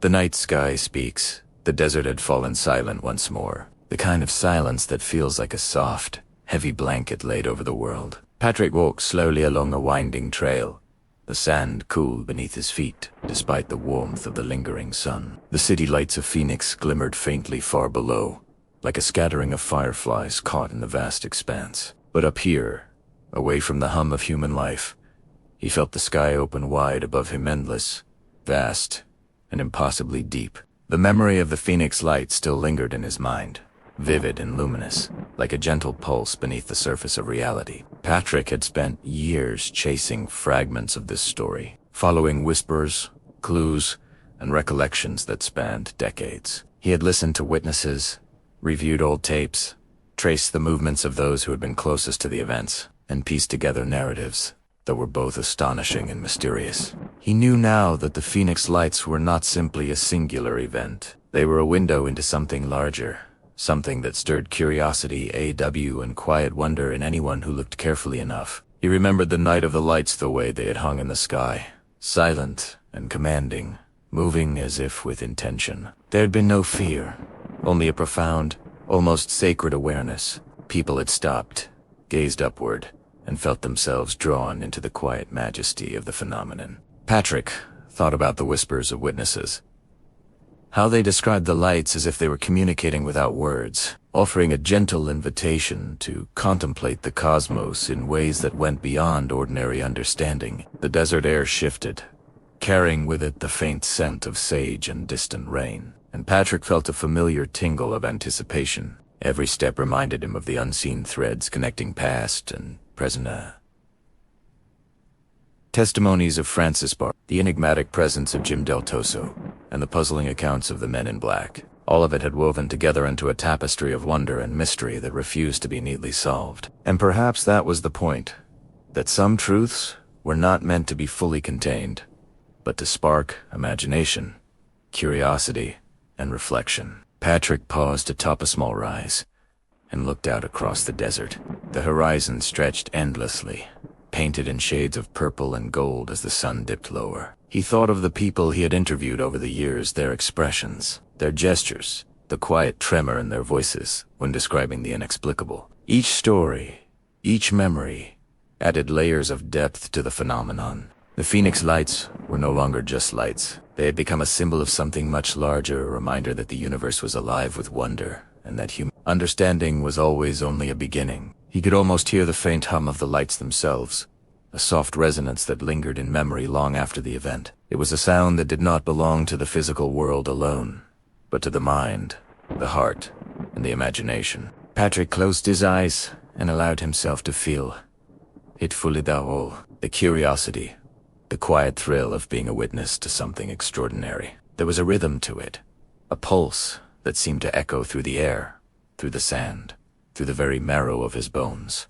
Patrick thought of the lessons he had learned along the way. He had learned patience in listening, humility in the face of the unknown, and courage in following threads of inquiry that led into darkness and uncertainty. He had learned that truth was rarely singular, that it often existed in layers and perspectives, and that the journey itself could be as meaningful as the answers one sought. And in this moment, standing under the expansive night sky, he understood that the story of the Phoenix Lights was not over. It would continue, whispered through memory, passed from one curious mind to another, and forever illuminating the edge of human wonder. He remembered the countless times he had questioned witnesses, asking for details that sometimes seemed impossible to recall. And yet, amid the contradictions, the missing records, and the uncertain recollections, there had been moments of clarity, glimmers of truth that shone brightly, like distant stars, guiding a traveler through the night. The Phoenix Lights were not merely an event to be catalogued. They were an experience to be felt,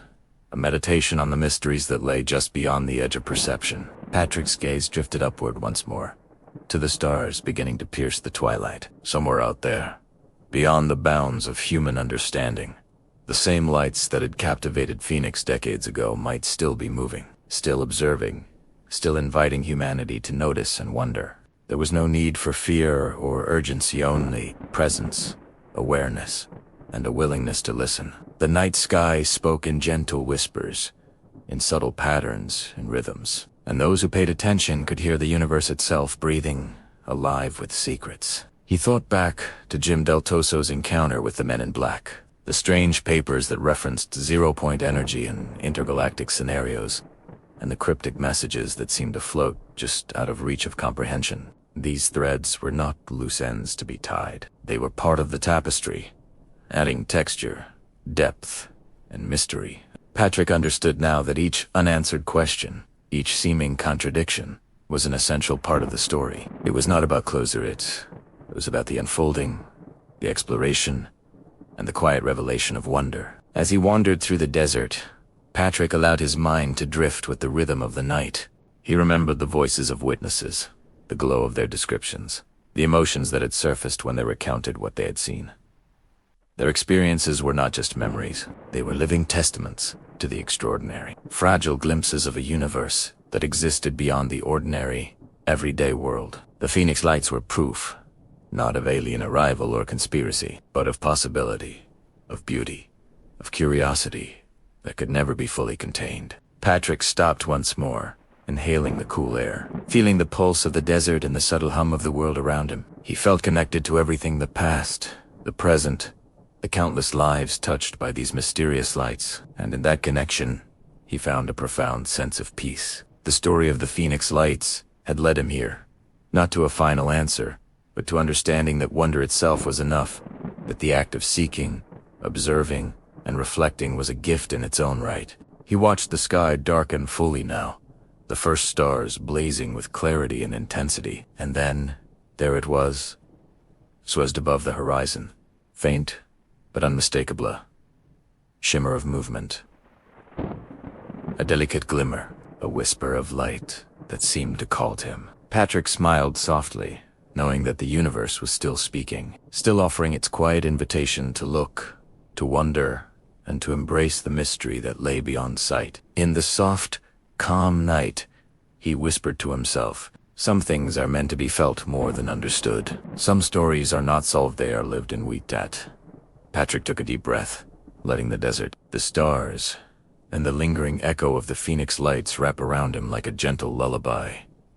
The night sky had spoken, and he had listened, and as the desert stretched silently into the dawn, the phoenix lights remained, shimmering softly in memory and in the quiet corners of the universe, waiting for the next soul ready to wonder. The desert night fades gently, the horizon softening as the first hints of dawn stretch their fingers across the sky. The phoenix lights may have appeared decades ago, yet their quiet, mysterious glow still lingers not in the sky above, but in memory and curiosity, in the gentle wonder that stirs in each of us when we look up and ask, what else is out there? Some questions will never have answers. Some mysteries are meant to drift softly in the mind, like a whisper in the wind. And perhaps that is the beauty of it, knowing that there are still stories waiting for the quiet observer, the patient dreamer, the one who dares to wonder. As you lay here tonight, imagine the vast, endless skies, the twinkling stars, the soft hum of the universe breathing. Know that you are part of it, a witness to the unseen, a holder of curiosity, and a traveler in the realm of mystery. The phoenix lights remind us that wonder is timeless, that stories are not always about answers, and that the universe, in its quiet, patient way, is always speaking to those who will listen. And now, close your eyes, take a deep breath, and let the gentle rhythm of the night carry you into dreams where mysteries are safe. Secrets shimmer softly, and the lights of possibility always shine. Good night.